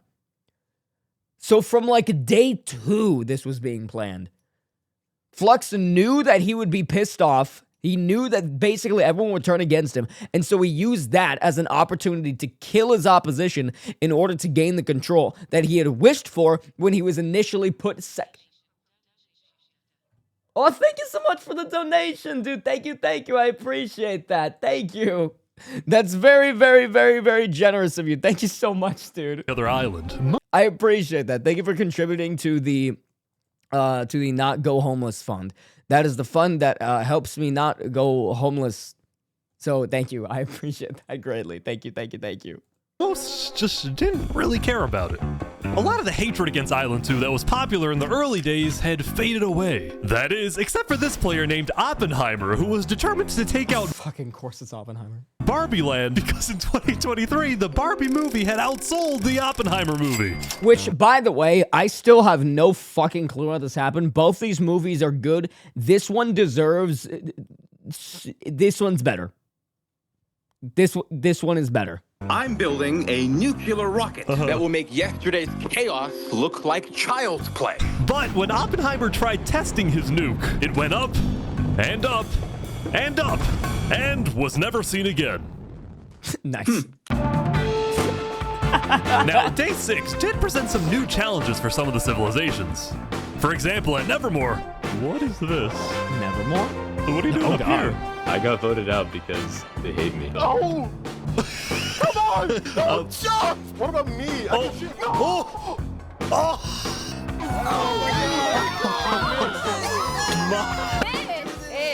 What? I didn't do anything. I blame Ish. Meanwhile, at Elysium, blame God. Blame God always. Being a leader, everyone here is so stubborn. Benji was having trouble getting laws passed because his people kept opposing any changes that threatened their peaceful lifestyle. The people of Elysium were generally skeptical of government officials, sometimes even holding trials against them. Although this particular trial did not go to plan. Guys, somebody stole Gerald. What? The mushroom cow, Gerald, has been stolen. Not the mushroom cow! There they all go. The great hunt for Gerald. Meanwhile, at West Helm, there was a bit of a food problem going on. Not a shortage, all right, a feud. See, Remy the Rat had opened up a new restaurant right across from the Coliseum, but the food was questionable. Is poison fatal? So his customers had instead started buying their food from another player named Dinosurf. That is, until... Oh, Dinosurf. Oh my god, Dino. Why? Why would someone kill the cook? Wait, what? Hello, what is this? Permanently closed. All food is now at... Remy, he are you killed behind the murder of competition. Yes. Anyway, on Day 6, the West Helm Coliseum blame the was rat. finally Blame the complete. Yeah! What do you plan on using this arena for? Do I actually have to say legally? No? Maybe a little bit of blood will be shed, and that's all I can say. While Spood was a popular leader who got things done, he had also developed a reputation of being a little unstable. He said outlandish things, he can't stand meetings, and his justice system wasn't by courthouse, but by combat. This is so... This is something Spood's... I love seeing the way that the different leaders, like do stuff, dude. I love seeing this. And yeah, dude, Dylan, thank you again so much for the $50 donation, dude. Thank you. First attempted assassin, Ramsayer, tried to prevent. It's why he tried to kill Spood, and he wouldn't be the only one. Right, because there has been a small but coordinated secret revolution growing in West Helm, with aims to overthrow and murder Spood. The two leading figures are West Helm citizen Ramsay Pi and West Helm's head builder, Knight Arcturus. Oh, you know, I helped design his Coliseum. not knowing Spood actually wanted to use it for bloodshed. He's insane. The first part of their plan was to take out Spood's second in command, a player named Oo. Yeah. Alright, yeah, that's right. I guess the Second in command down. But Ramsay Pi was immediately chased down by Westhelm's army. You could have made something happen, man. Nice dead, dude. Oh, fuck. With Ramsay Pi dead, Knight Arcturus became the sole leader of the revolution. But he also knew it was only a matter of time before Spood finds out about his plans. I will say, definitely foolish to do the assassinating yourself. It seems like incognito is the way to go here. One thing clear. Anybody who is caught plotting against me will be executed. In the name of Westhelm! Glory to Westhelm! Glory to Westhelm! Glory to Westhelm!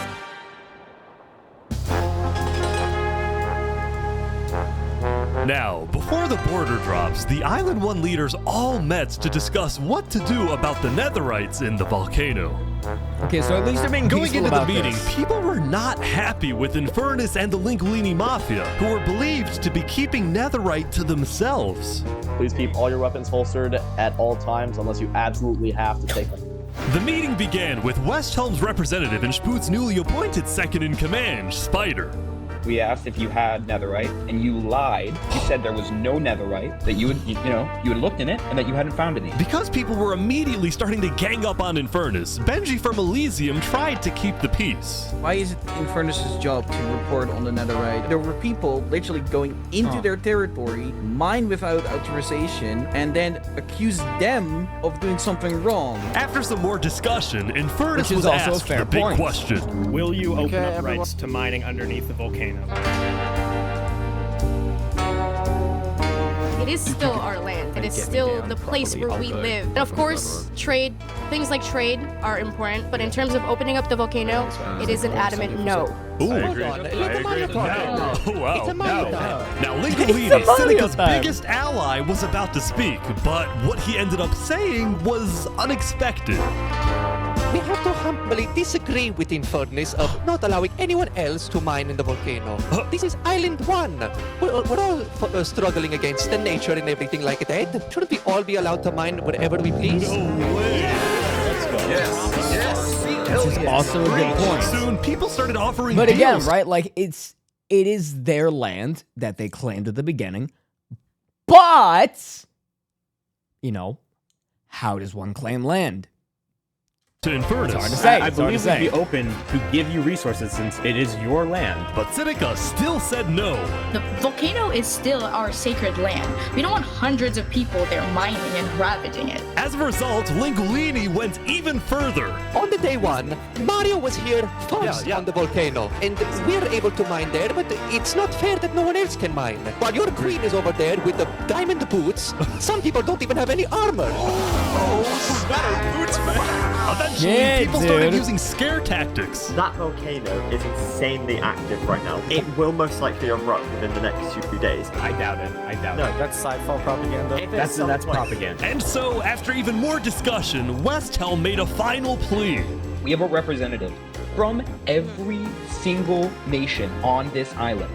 You have an opportunity here to unite us all, or you have an opportunity to totally destroy that unitedness.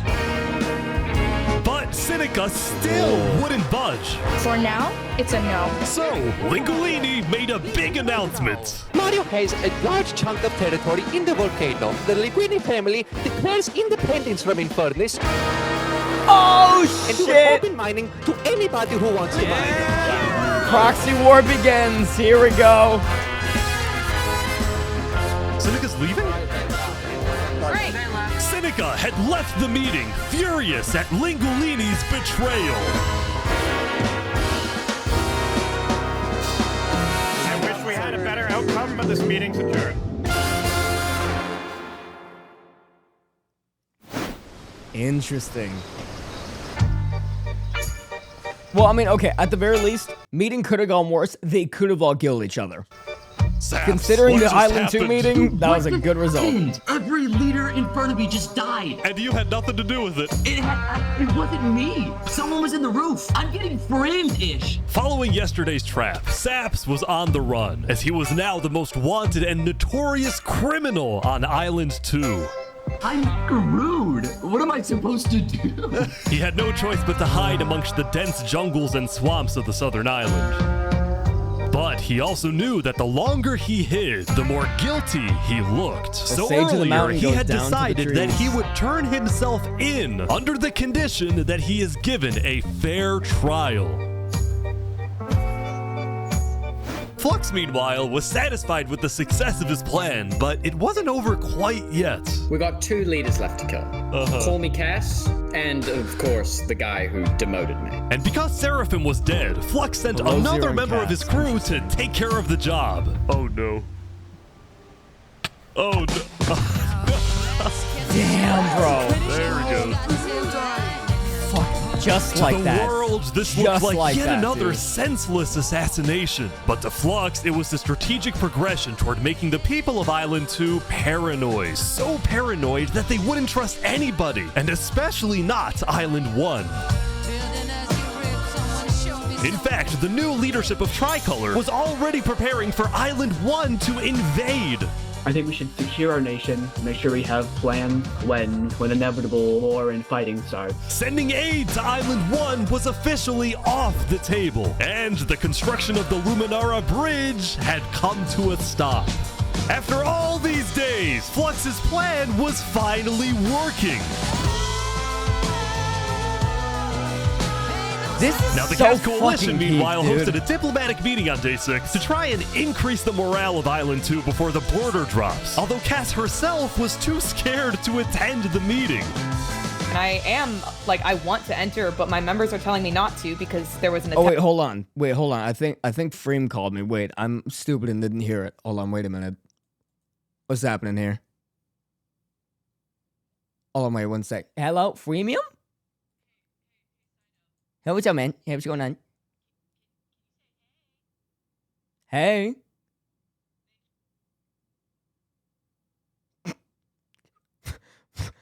What? Hello? Nice. All right, cool. Thanks, Freem. Nice, man. Ladies and gentlemen, Freemium. Hope you enjoyed that. Attempt on my life yesterday. Right. Because Cass was one of the last remaining major leaders on Island 2, she now had guards with her at all times. Smart. Here, Very I'll trade you smart. armor. Why? Just want to make sure you guys do not die. Please don't die. That said, everyone would soon be tuning into the trial of Saparata to find out whether Saps will be freed or executed. Several nations argued over who would get to host the trial, but the Commonwealth ended up winning. We've made this beautiful venue to show the world that the Commonwealth is still the strongest. The people of the Commonwealth. But first... Oh yeah, the band's back, baby!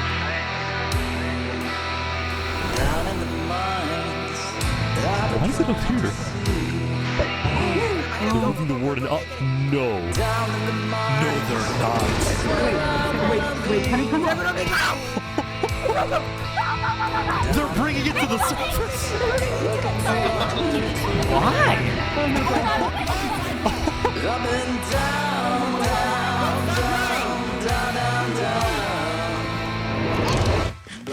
Uh-oh.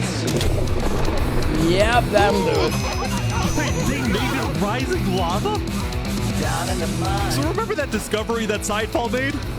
Well, it was a warden, also known as the most dangerous creature. That is One so year fucked. soon, Square Man. Thank you so much for the 11 months, Tails. How are you, dude? How are you? But wait, they yoinked the warden just to get it to kill people? All of Minecraft. Sidefall had then renamed the warden to Rising Lava, so that when he was accidentally killed by it, the entirety of Island 1 went into a panic. The lava is not rising, but this is just as dangerous. That's so evil, dude.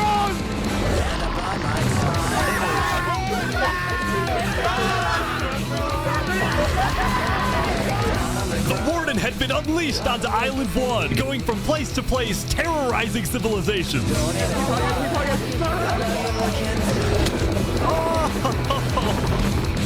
Jesus. Oh my god. Dude, how is anyone gonna stop this? Until eventually it got to West Helm. Oh, the main city! But the West Helm army was ready. Underground. Ready? Aim! Fire!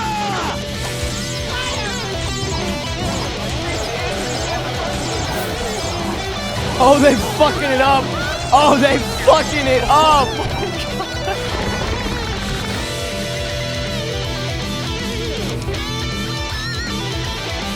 That thing don't fire back! Oh my gosh!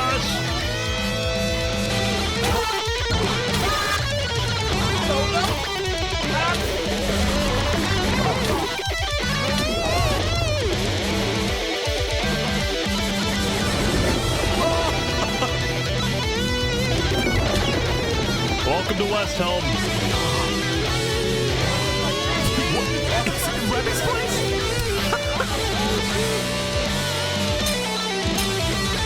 Oh, they trapped it!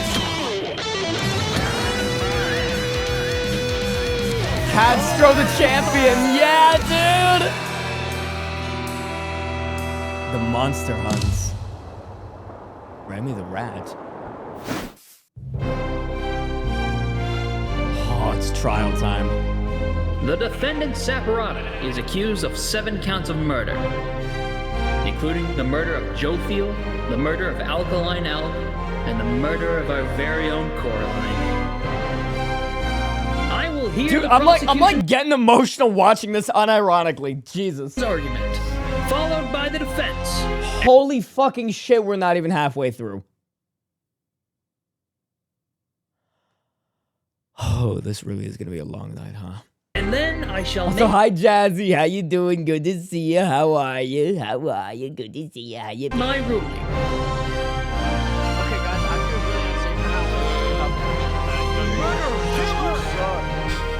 Damn, bro. Also, hi Liz, how you doing? And Lupo, thank you so much for the lurk, dude. Thank you, thank you, thank you. And take care, take care.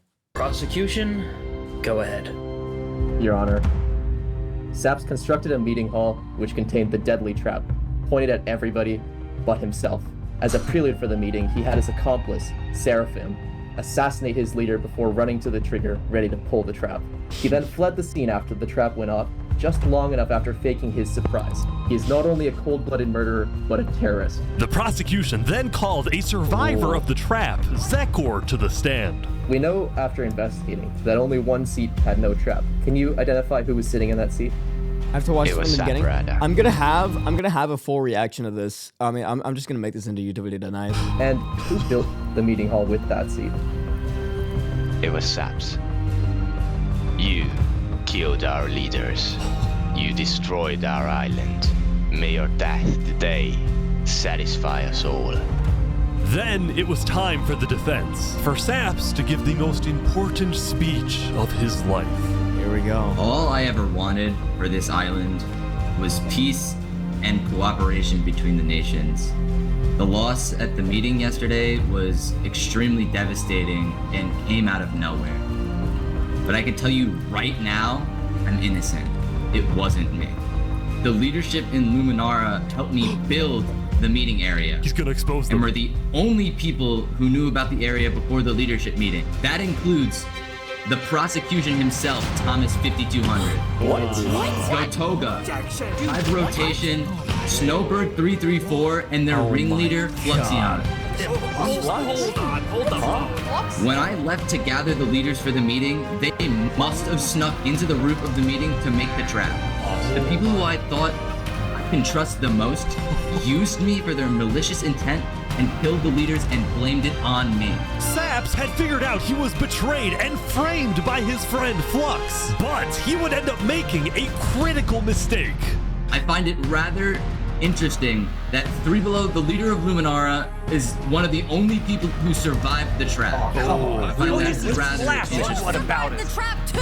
Well, Saps falsely assumed that 3 Below Zero, the beloved leader of Luminara, was also behind the murders. And with that mistake, Saps turned everyone against him. Saps, is that all you have to say? I guess. All right, I'm ready to make my decision. Judge Timebomb, find Saporada. Guilty on all counts. Yes! Saps is to be taken to the top of the gauntlet and executed immediately. Executed. Oh, that's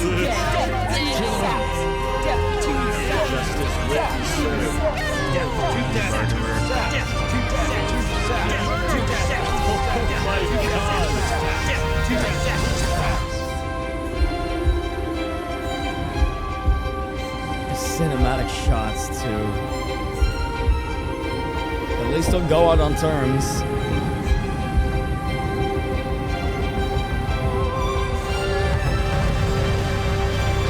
God. Is he running? Oh! Oh wait! No way. Oh wait! No way. Hold on! Hold on! Oh fuck the evasion tech!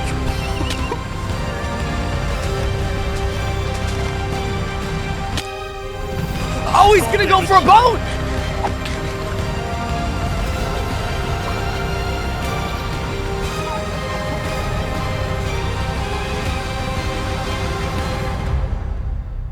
Where'd he go? Where'd he go? Bodyguard.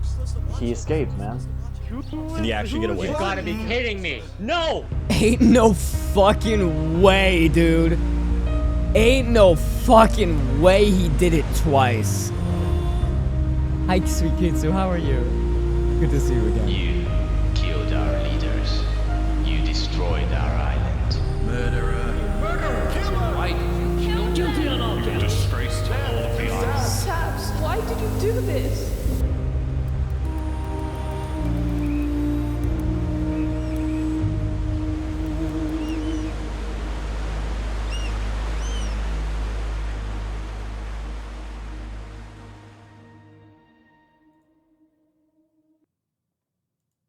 Damn.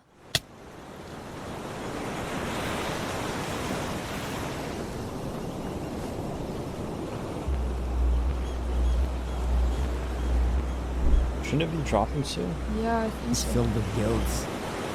I mean, he shouldn't be. Oh fuck, the opening of the borders!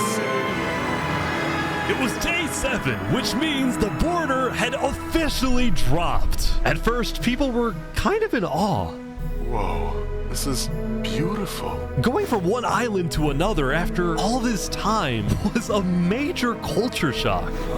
Is this Island 1? Whoa! And as expected, Island 1 people immediately started taking resources from Island 2. Damn. They're taking the sheep. But the flow of resources wasn't all in one direction. We're probably gonna take some gravel back to Island 2. We don't have a lot of it. Still, as people from the 2 islands started meeting for the first time, they were surprisingly friendly to each other. Like these 2 who made a tunnel connecting the islands from underground. This is amazing! Oh my god, dude, it's like the fucking... For the longest time, Island it's 2 like the story of- feared an invasion It's like, by dude, Island 1. It's like the story of Oma and Shu from fucking Avatar. That's so cute. But on day 7, that fear completely disappeared. It became very clear that Island 1 had no unity. interest in war. Instead, they were just happy that they could finally enjoy Island 2 for themselves. The water isn't boiling. That said, at the beginning of day 7, Lingolini made a big decision. He had decided to move out of the volcano and relocate his entire mafia to Island 2. See, this is much more organized than Island 1. After yesterday's netherite meeting, which got a little heated, Lingolini had legitimate fears that Infernus might seek revenge against him. So, hoping to live a more peaceful life, Lingolini went far away and settled in the Caste Coalition. So you're the leader of a mafia, I've heard? Yes, we are, but we might do some rebranding over here. Are you guys like violent? We weren't violent much. But we have done some political talk that has not been taken well, which is the reason why we're here. Sensing potential danger, Cass decided it was best for Linguini to set up his home outside the Cass Coalition. That said, the Cass Coalition was now bigger than ever before. On day 7, Cass hosted a funeral for the deceased Wood Daddy, and over 100 people across both islands showed up. We are Oh, gathered Wood here Mommy! Oh God, they were a family! in the cherished memory of Wood Daddy, a beacon of kindness in our community. While Cass's influence grew, the Commonwealth was in shambles.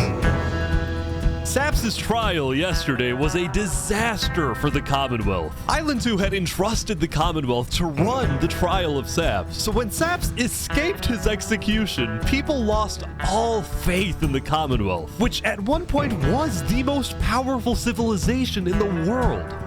On day 7, most of the Commonwealth leaders resigned, leaving just one player, Sitzkrieg, as the sole ruler of the Commonwealth.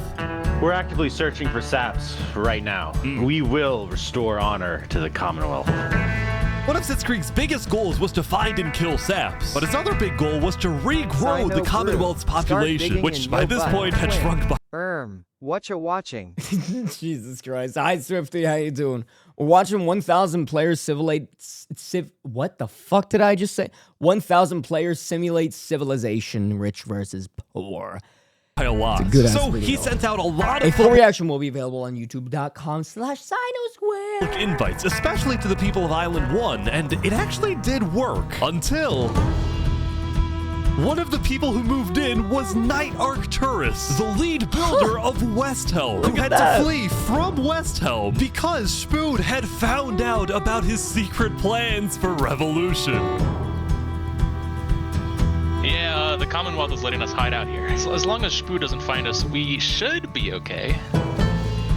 Speaking of fugitives, the world's biggest fugitive, Saps, was back to hiding in the jungle after miraculously escaping from his trial, although his spirits were quickly fading.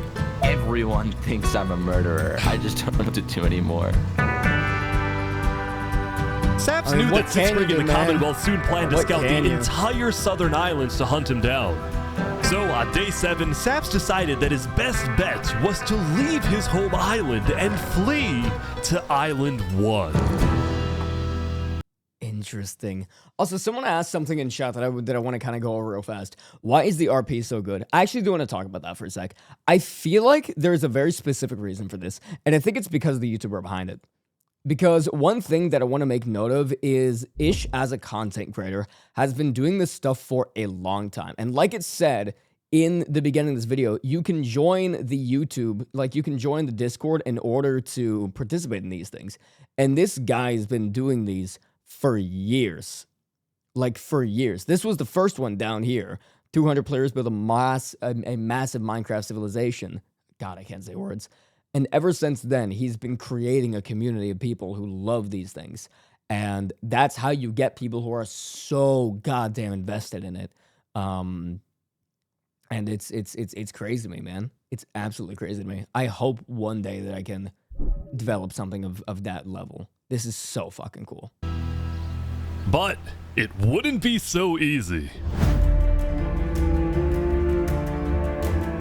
Because the border had just dropped, people were constantly going back and forth between the two islands, which means traveling by sea could be dangerous.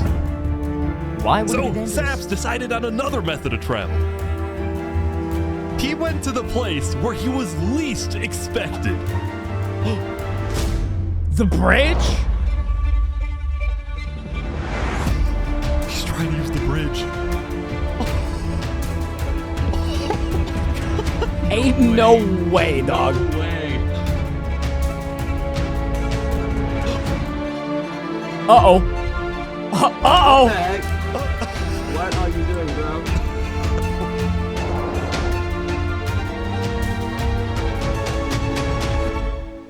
Island 1. Now, instead of chasing Saps, the Luminara builders instead retreated to inform everyone else that Saps was on his way to Island 1. Stealth Saps, mission meanwhile, failed. Well, quickly kinda. sailed the rest of the way to the other island, although... Looks like a success to me. What happened next was unexpected. Oh, there he is. Hey, buddy. Whoa. You scared the crap out of me. Am I allowed to touch this water? Yeah, right. Yeah, you know, it's good here.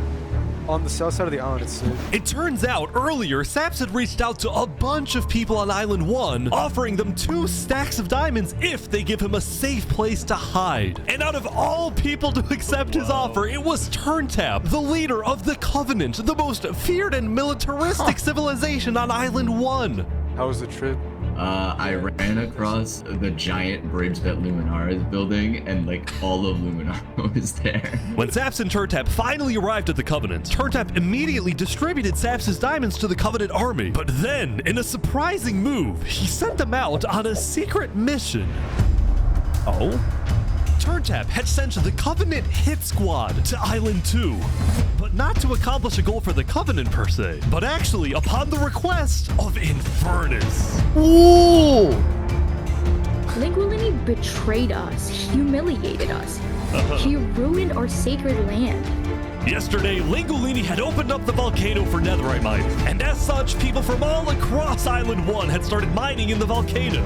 And even though Lingualini had now moved out of the volcano, Sinica felt that since people were already mining, she had no choice but to let them stay. She was not happy about what Lingualini had done, and Sinica wanted revenge. Oh, they're killing the entire mafia. Another one down, baby! Oh my god. Now, the reason the Covenant was willing to do Sinica's bidding wasn't just because she let them mine for netherite before anyone else. Because as a civilization that values honor and loyalty, the Covenant didn't appreciate how Lingualini so publicly betrayed Infernus. They found him. Hey, you ever thought about diplomacy? We could have had Island 1 at peace and world peace, and we still can, really. Oh, here they go. But over my grave, he will not be a part of it. Oh, they've got him. They've got him. Oh, it's over, dude.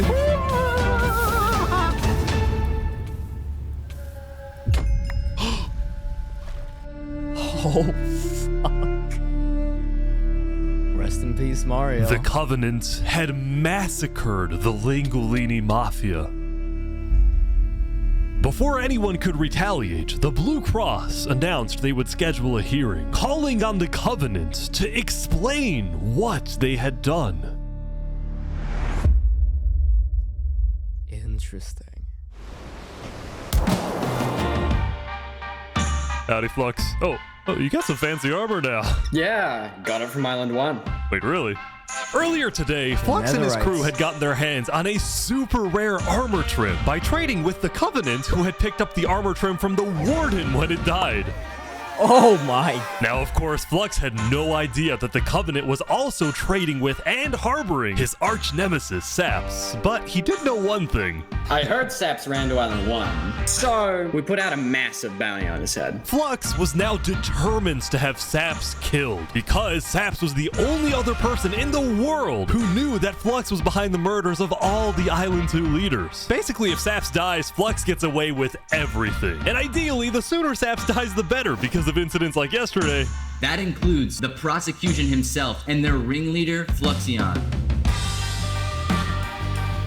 Fortunately for Flux, it didn't seem like anyone at the trial believed Saps. If anything, Saps' accusation only made people hate him more, especially the people of Luminara, who weren't happy that Saps accused some of their fellow citizens. What do you want to do to Saps? Kill on site. We hunted him down the other day. We couldn't find him, but we have speculation of where he is. After the murder of their beloved leader 3 Below Zero, Luminara soon planned to host an election, and the current frontrunner was a player named Legacy. Me and my parent, we've just been going around to different houses, knocking on doors. I think we're gonna win this thing. For a moment, Flux also considered a run for leader, although he had basically already accomplished everything he wanted to do.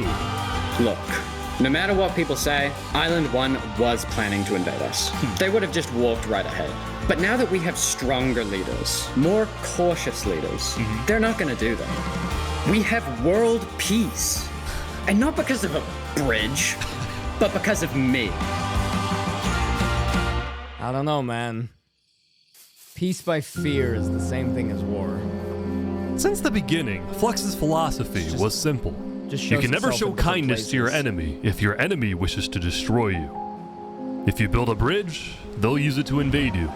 If you offer them aid, they'll use it to kill you. This is why Flux believed it was necessary to eliminate the Island 2 leaders who wished to be kind. But the cost of their deaths was devastating. The people of Tricolor still mourned Jofiel, building a massive statue to honor their deceased leader. We've just been trying to focus on restabilizing our nation. Obviously, the passing of Jofiel hit us pretty hard. Meanwhile, the people of Aperion had elected a new leader, but Aperion was never quite the same after the death of Alkaline Elk. The people of the Commonwealth were also in shambles, having a much smaller civilization than they started with. And even though there was some peace on Island 2, people didn't feel a sense of calm, but instead a sense of unease and revenge. They needed closure, and they were determined to kill the person who they believed murdered the leaders they loved. Saps knew that it was only a matter of time before someone hunts him down, or someone in the Covenant betrays him to collect the massive bounty on his head. So Saps made a last-ditch effort to try and get a strong ally for his cause. He asked Turntap to take him to the largest nation on Island 1. Oh, fuck.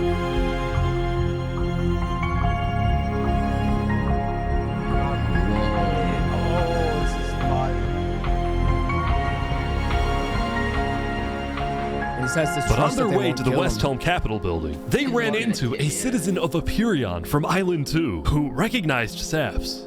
Oh, hey. Is there a problem here? Neutral ground. Uh-oh. Skating on West Helm territory. Uh-oh. Okay. We will walk by in peace. Good call. Saps and his crew then entered the Capitol. Hello. Can I speak to the glorious leader of West Helm, please? Yeah, I'll go grab him. Hello. The Covenant leaders brought me. Can we have a meeting? I'm not gonna lie, Saps. Yeah. You coming to me asking for a meeting after what happened last time, even if it wasn't to do with you. Listen, I just want to talk. What about what? At least explain, because I'm innocent. Saps, I'm sorry. No. Ultimately, Shpood rejected Saps' request for a meeting because Shpood didn't exactly trust him and had no real reason to help him. So instead, Saps tried another civilization, the Alcaracina Pirates. I mean, according to everybody, Saps would be the clear killer. Although when he arrived, things felt a little off. Now, since you're here, you have to drop all your gear. I'm just kidding. Well, about that. Wherever you think is the safer option. At the end of the day, I don't want any of you guys to get killed for something that I'm being framed for, you know? But then, suddenly... Need to leave? What? Yeah. Sorry, what? Where's he going? Turntap had realized that the pirates were planning to kill Saps to collect the massive bounty on his head. So he told Saps to run. What's going on? 1 sec. You gotta go back to Covenant, like, immediately. We probably shouldn't have come out here.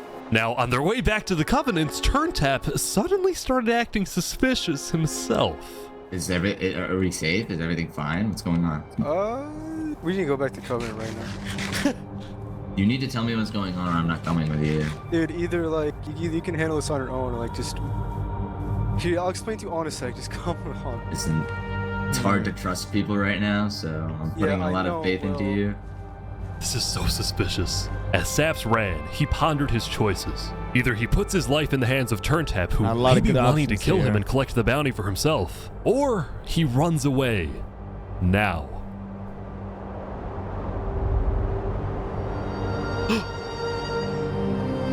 Damn. Hi, Loris. How you doing, man? Running again, It's all dude. load. He's always Saps running, then man. climbed the mountains of Island 1, escaping from the last remaining person he thought he could trust. He was now all alone in a world of people who hated him and wanted him dead. Heavy is the crown. And so he ventured into the snow.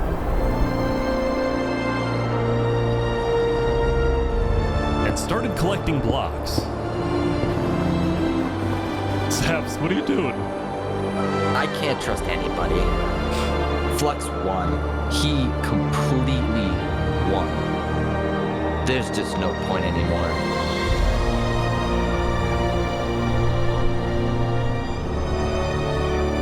On day 7, Saps built a tower in the tundra, a monument for people to remember him by.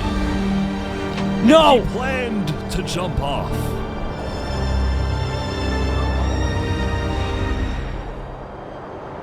But he didn't. If I have to die, I'm gonna make sure he does too. There you go.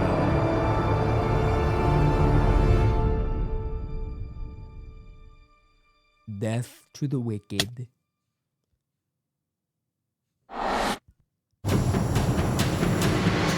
Welcome, everyone. Today, we have 2 new prisoners who will fight to the death.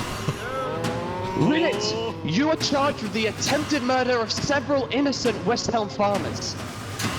Remy, you are charged with conspiracy to murder West Helm food supplier Dinosaur. Ready, set, fight! Oh. Here they go! Look that swing! Wait, some guy jumped in! Damn.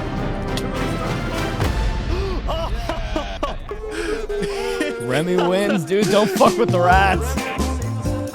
Remy the Rat had won his duel in the Colosseum, and all of his crimes, including the murder of Dinosaurs, were expunged from his record by Emperor Spood himself. He was now a legend, and his restaurant became more popular than ever before. He put his head on the floor. Now, it's been a busy few days for Emperor Spood. He was always working on different things. Have you seen our aqueducts? Show me your aqueducts, Spood. Look at it behind you! Look at it! So what's the use of this? I don't really know. What is the point of anything? We just build. We have too many builders, not enough ideas. Now, while Spood was an effective leader, he did have to constantly watch his back for assassins. You know, I've thwarted like 5 assassination attempts, and guess what? I've just found out about another. No way. Spood's entire reign began with him almost being killed, so he was always extra careful and sensitive about where he went and who he associated with. It's also why Spood was particularly angry when he found out that one of the people who planned to kill him was his own lead builder, Knight Arcturus. According to some of my sources, Knight Arcturus was seen in the Commonwealth earlier today. Really? Spood had sent spies across the world to find Knight Arcturus, and when they discovered he was staying at the Commonwealth, Spood immediately reached out to Sitzkrieg to request he be handed back to Spy networks are really going to start coming into play, huh? Over such long distances? However, given that the Commonwealth was low on citizens and needed good builders, Sitzkrieg decided to reject Spood's request. I'm not just going to give up one of my builders. The Commonwealth does not give in to tyrants. This made Spood erupt with fury. Oh, I'm gonna make sure that everybody knows the Commonwealth is corrupt. They stop that talking.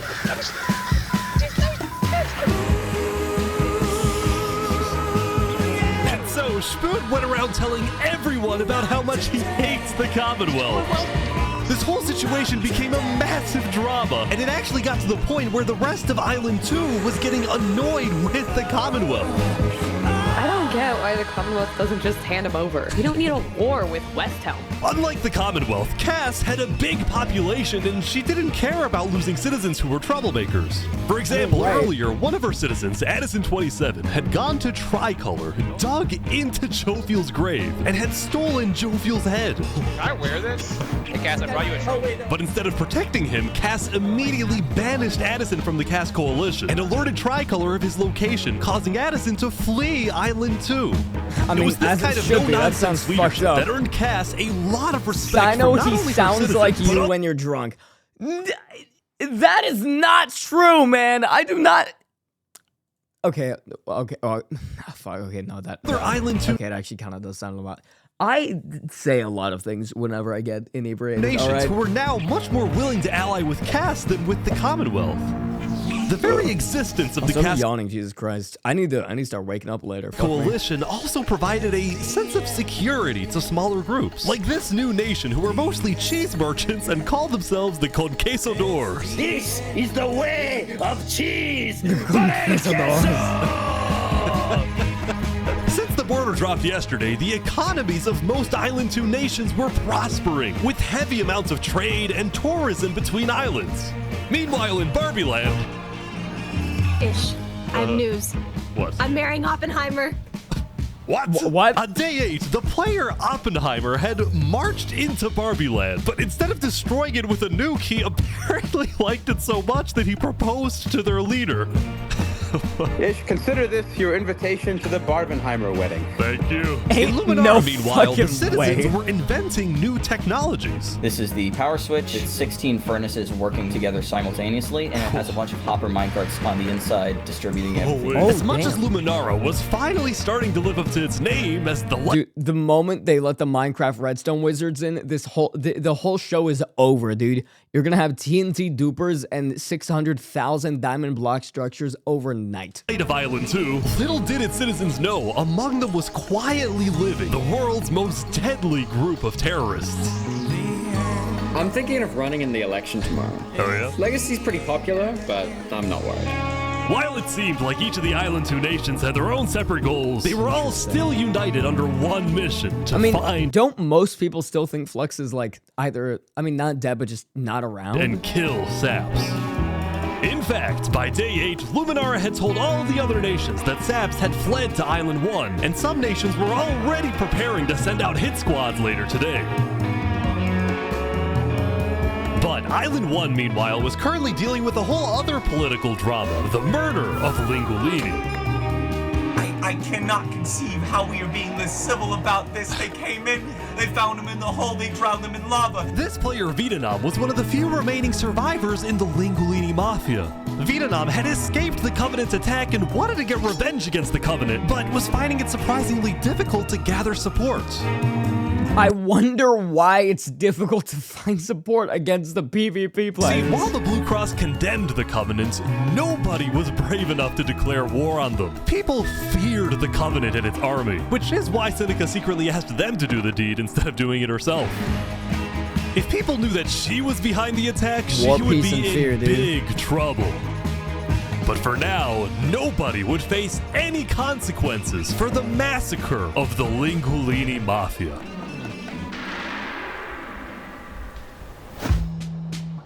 Going back to Westhelm, on day 8, Emperor Spood was really only thinking about one thing: It's how the to rest get of day revenge against Knight Arcturus. After the but Commonwealth why, though? rejected Spood's extradition request, Spood's initial reaction was to begin preparing for war. But what made him think twice was his belief that the Commonwealth was a massive nation with probably a big army. Right, Spood also knew that declaring war could risk the entirety of Island 2 coming to the Commonwealth's defense. And But knowing these people and how much power they have, why not just find out the information? Like, they've got to have information. maybe launching a counterattack on Westhelm. So, Spood decided to change strategies. He instead decided to try and bait the Commonwealth. See if he can make them angry enough to do something rash. Something bad enough that would allow Spood to then declare war and have everyone's support.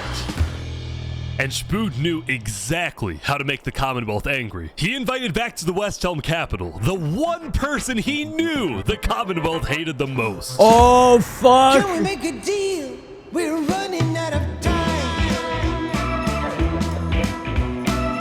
Saps is back. And Turntap's here too for some reason. This is interesting. Because the Covenant had brought Saps to Westhelm yesterday, Spood had specifically asked Turntap to protect Saps and escort him to Westhelm once again. While Saps didn't fully trust Turntap, or Spood for that matter, he knew that a meeting with Spood was a massive opportunity, and it was worth the risk. Hey, you can turn the sun away, paint the moon in blood. If we can do what we do best, we're nocturnal light. Saps, you are the person that, to my knowledge, murdered all those people on Island 1. It was not me. There is a person on Island 2 that is behind all of the assassinations and the corruption. His name is Fluxion.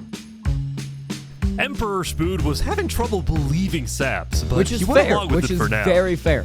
Because again, based off available information, Sap would be guilty. You have to bear in mind the fact that we are watching this from an omnipotent perspective. The characters within this, the people within this, are not omnipotent. They do not know about these things. It seems like we both have gripes with Island 2. Spood then proceeded to tell Saps and the Covenant about his feud with the Commonwealth, and how he needed Island 1's support in case a war breaks out.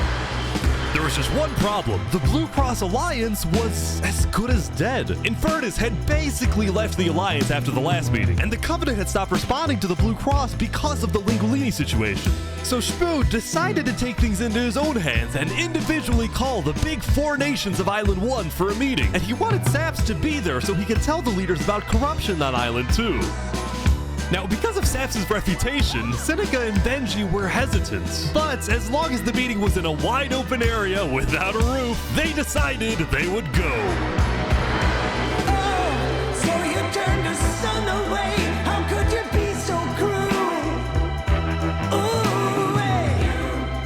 You wrapped the moon in ice. That's not nice. Not nice. To begin the meeting, Spood first had Saps tell his story. I've been put on trial and sentenced to death for a crime I did not commit. Spood's goal with this meeting was to convince all the leaders that Island 2 was a threat to Island 1. One of my right-hand men was murdered in cold blood by someone in association with the Commonwealth. It's one of the many injustices I've heard about on Island 2, and I want extremely justice. complimentary. Then, Turntap of the Covenant made his own statement. A few days ago, Covenant was approached by Luminara to speak of a potential trade agreement. Legacy AN approached me in regards to Fluxion, the guy who Saps is claiming killed everyone, which I do believe. Whoa. Apparently, back when the Covenant traded armor trims with Flux, they had also done the same deal with Legacy. And Legacy had voiced concerns to Turntap about Flux's run for leader, including how Flux was demoted from second in command, and rumors that he's paying people diamonds to vote for him. This gave Saps and Spood's stories a little more credibility, which was crucial for getting everyone on board. Information's with coming West together. military Things are proposal, changing. Which was, Things are if changing. any nation from Island 2 attacks Island 1, then the entirety of Island 1 must strike back. If all leaders are in agreement to this, And again, please and say again, aye. and again, and again. Island 1 has the netherite. Aye. Island 2 does not. This is for us a problem. Benji was hesitant to join any military alliance because Elysium was the nation of peace, and he knew that his people were opposed to any changes that threatened their peaceful lifestyle. Council might not agree. Do you believe if Saps was at the council meeting, would he potentially have the chance to convince him after telling his story? I think he might. As long as Saps agrees, it's up to you. I mean, yeah. Saps and a few of the others then walked to Elysium on a mission to reunite Island 1.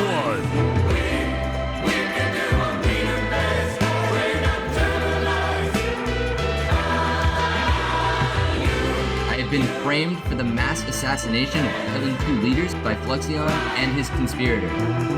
So many other people have died to the same tyranny and corruption that has been on Island 2. I'm just so lucky to be alive and share my story with you guys. But as Saps spoke, the people of Elysium still had some doubts. Against Weapons the are corruption out. in Island 2, which is... But who? What is that? What does that mean? That's vague. What does that Are we mean? going What is the corruption? Listen, Elysium wasn't convinced that potential corruption on another island was enough of a reason for Elysium to get involved. But Which then, again is suddenly, fair. A few days ago, Uh-oh. What the fuck? What is this? About 15 members of the West Helm army had inexplicably walked right through Elysium. They quickly left, but it certainly didn't help the tensions. Nonetheless, the proceedings continued. They're being rushed here to pressure us. We're going to be deciding whether Elysium citizens would go to war. I think Elysium citizens need to have a say in that. Yeah, I agree with that. After even more deliberation and after even more time passed, Excuse me, you have to say something important. The troop of people that came by, they are apparently the military from West Helm, we have reasonable suspicions to believe they are going to launch an invasion of Island 2 in the next like 5 minutes. I do not know. What are you talking? Emperor Spoon had grown impatient. After Spider informed him that progress was stalling, Spoon had decided to send a squadron of the West Helm Oh, Army he said, into nice, the my turn, Commonwealth's bitch. territory to find and arrest Knight Arcturus. Oh, it's to go after Arcturus. Which does make sense, but I don't know, man. Weapons out is not a good look.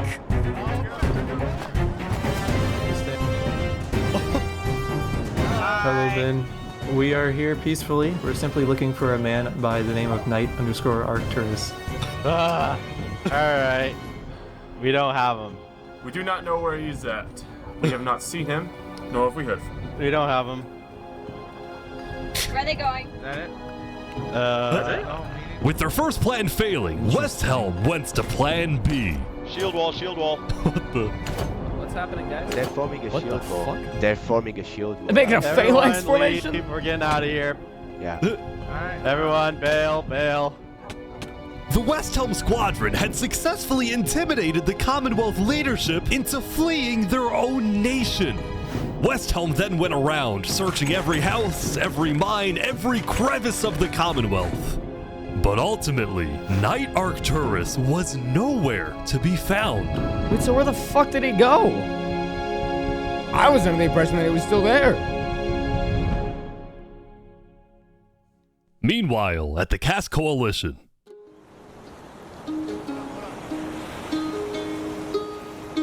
Hey, can I, By the way, run quick something? thing to bear in mind with the Cass Coalition.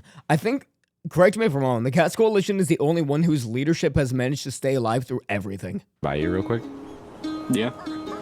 You know how everyone's trying to kill Saps because of what he did?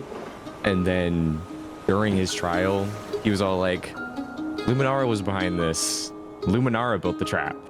The leadership in Luminara helped me build the meeting area. That includes the prosecution himself, Thomas 5200, and their ringleader, Fluxion. So, I was sailing past Saps' place a few days ago. God, this dude is digging. For what? Oh. You see that? You see that guy? Oh. Yeah. Isn't that Flux? Yeah, kind of looks like him. Yeah. What's he doing at Saps' place? And why is he gathering blocks? No, why is he gathering sand? You go to show Cass. Gathering sand is dangerous, dude. Sand's a key ingredient What in do you TNT. think? Interesting.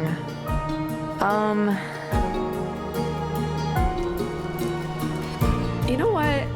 Go show this to Tricolor. And probably also Hyperion. I'm on it. Sand is used for two things in this world: glass and bombs.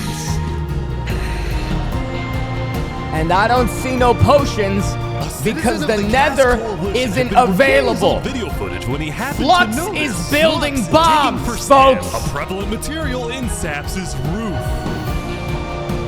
On its own, this wasn't the best evidence.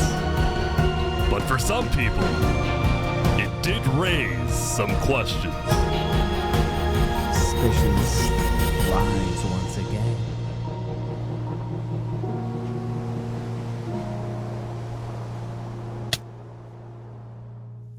They're at 35, it's 417. So a few people die every now and then. He's back in his tower. Yesterday, Saps had spent the day getting brought into meetings with the most important people on Island 1, and he didn't really know what to make of this. In one sense, he was incredibly lucky to finally have some support. But he also questioned how real this support is, and who he can really trust. See, And that Saps can't be knew blamed. that the Covenant generally did not like the people of Island 2. The Covenant believed that Island 1 was the supreme island with better culture, customs, and traditions. They were also known to be ruthless, having massacred the entire Lingolini Mafia. It's why Saps was suspicious of Turntap's offer to continue protecting him, especially after he ran away. But Saps knew he needed powerful allies as world tensions were ramping up. Allies are helpful, but trust is When trust Spoon is the invaded foundation the of Commonwealth everything. yesterday, he got a lot of criticism, mostly from his own neighbors who were blindsided by the move. Spoon could have dragged all my And I will say, we haven't heard from Seneca in a while, and that neighbors who were concerns me. blindsided by the move. Spoon could have dragged all my people into war. Elysium is a nation of peace. Like that, any hope for a Big Four alliance was basically dead, especially since the other nations were now dealing with problems of their own. Oh? Ah, I told you Seneca hasn't been heard from in a while. Earlier yesterday, Queen Seneca had found out that Elysium's newspaper, Daybreak Media, had somehow found out that she had directed the Covenant to kill Lingulini. This is why Seneca was so quiet yesterday during the Island 1 snow meeting. She knew this story would be coming out, and she was trying to figure out how she would respond. And on day 9, she made her decision. To dissuade people from invading Infernus, she would show strength by doubling down and hold a joint ceremony with the Covenant, parading around Lingulini's head.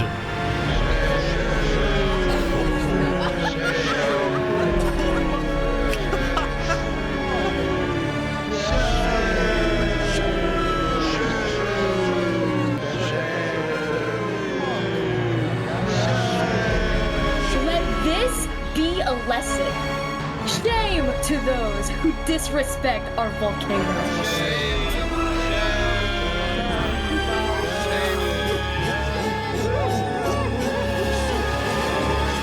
Meanwhile, on the other side of the island, the Blue Cross was hosting a meeting. Vietnam, I'm getting word that Infernus is having a ceremony to burn the head of Mario. If I can't get his head back, then it's war. I will put my hands around each and every one. The leaders and representatives then decided that Infernus needed to be punished, and they started discussing whether or not to declare war. But then, not even a minute into the discussion... If everyone is against them, then we are not going to... Benji's dead. Benji's dead. What? Benji, the leader of Elysium, had suddenly died. And before anyone could even ask about what happened, a member of Daybreak Media made a shocking revelation. We know that Benji had been one of the people who made the call to kill Lingolini. What? Apparently, Benji had admitted to Daybreak Media that he, alongside Infernus, had approved the killing of Lingulini. At the time, Benji believed that killing Lingulini would finally resolve the conflict over the volcano and bring peace to the island. But he ended up seriously regretting this decision. So he told Daybreak Media everything, exposed Infernus, and then ended his life.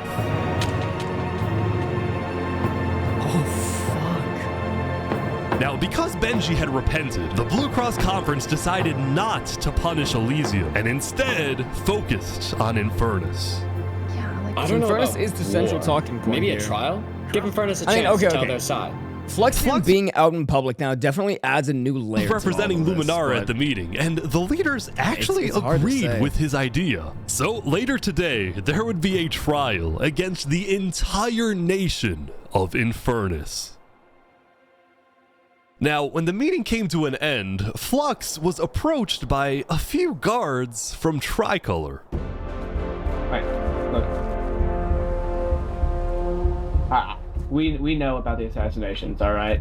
What assassinations? You're under arrest. You're coming to Tricolor. You're gonna have a fair trial. Just come with us. What are you talking about? Tricolor had issued an arrest warrant for Flux after they obtained incriminating video evidence from a citizen of the Cass Coalition. Being possibly responsible for the death of Jovial in any capacity. What are you talking about? We know. Interesting. Okay. Chat, as much as I would like to continue this, I think we're gonna have to leave that episode there. I think we're gonna have to leave that one there. As much as I would like to finish this, I got fucking stuff I gotta do. And honestly, I'm tired as hell, and I don't want you guys to have to watch me do. I want to be able to give my all if I'm gonna be watching a thing, and I feel like I'm not right now. So I wanna be able to give my proper full power. So yeah, we're gonna go ahead and just raid into Megs. I know this probably seems sudden, but I have fell asleep just watching. But I need to either fix my sleep schedule. If anything, I've considered maybe starting stream earlier, but you know, we will see what happens. You still maidenless? Of course, duh. Of course I will, dude. Of course I am. Why not? What else am I gonna do? What else am I gonna do? Get bitches? Hell no, man. Hell no. Why would I want to do that? Why would I want to do that? But yeah, thank you guys so much for watching today, though. I do appreciate it a lot. Thank you, thank you, thank you. I'll be live again tomorrow. Tomorrow I should be in definitely a lot better condition. I think I definitely was a good bit rushed today. What I'll do with the react is I don't know. I'll cut it down, you know, we'll see what happens. I feel like if it's really shit, what I might do is I might go back and watch it off stream but still on camera. So that way you guys can get like a better like I don't know, just experience, I guess. But yeah, I hope you guys have had a good time with it.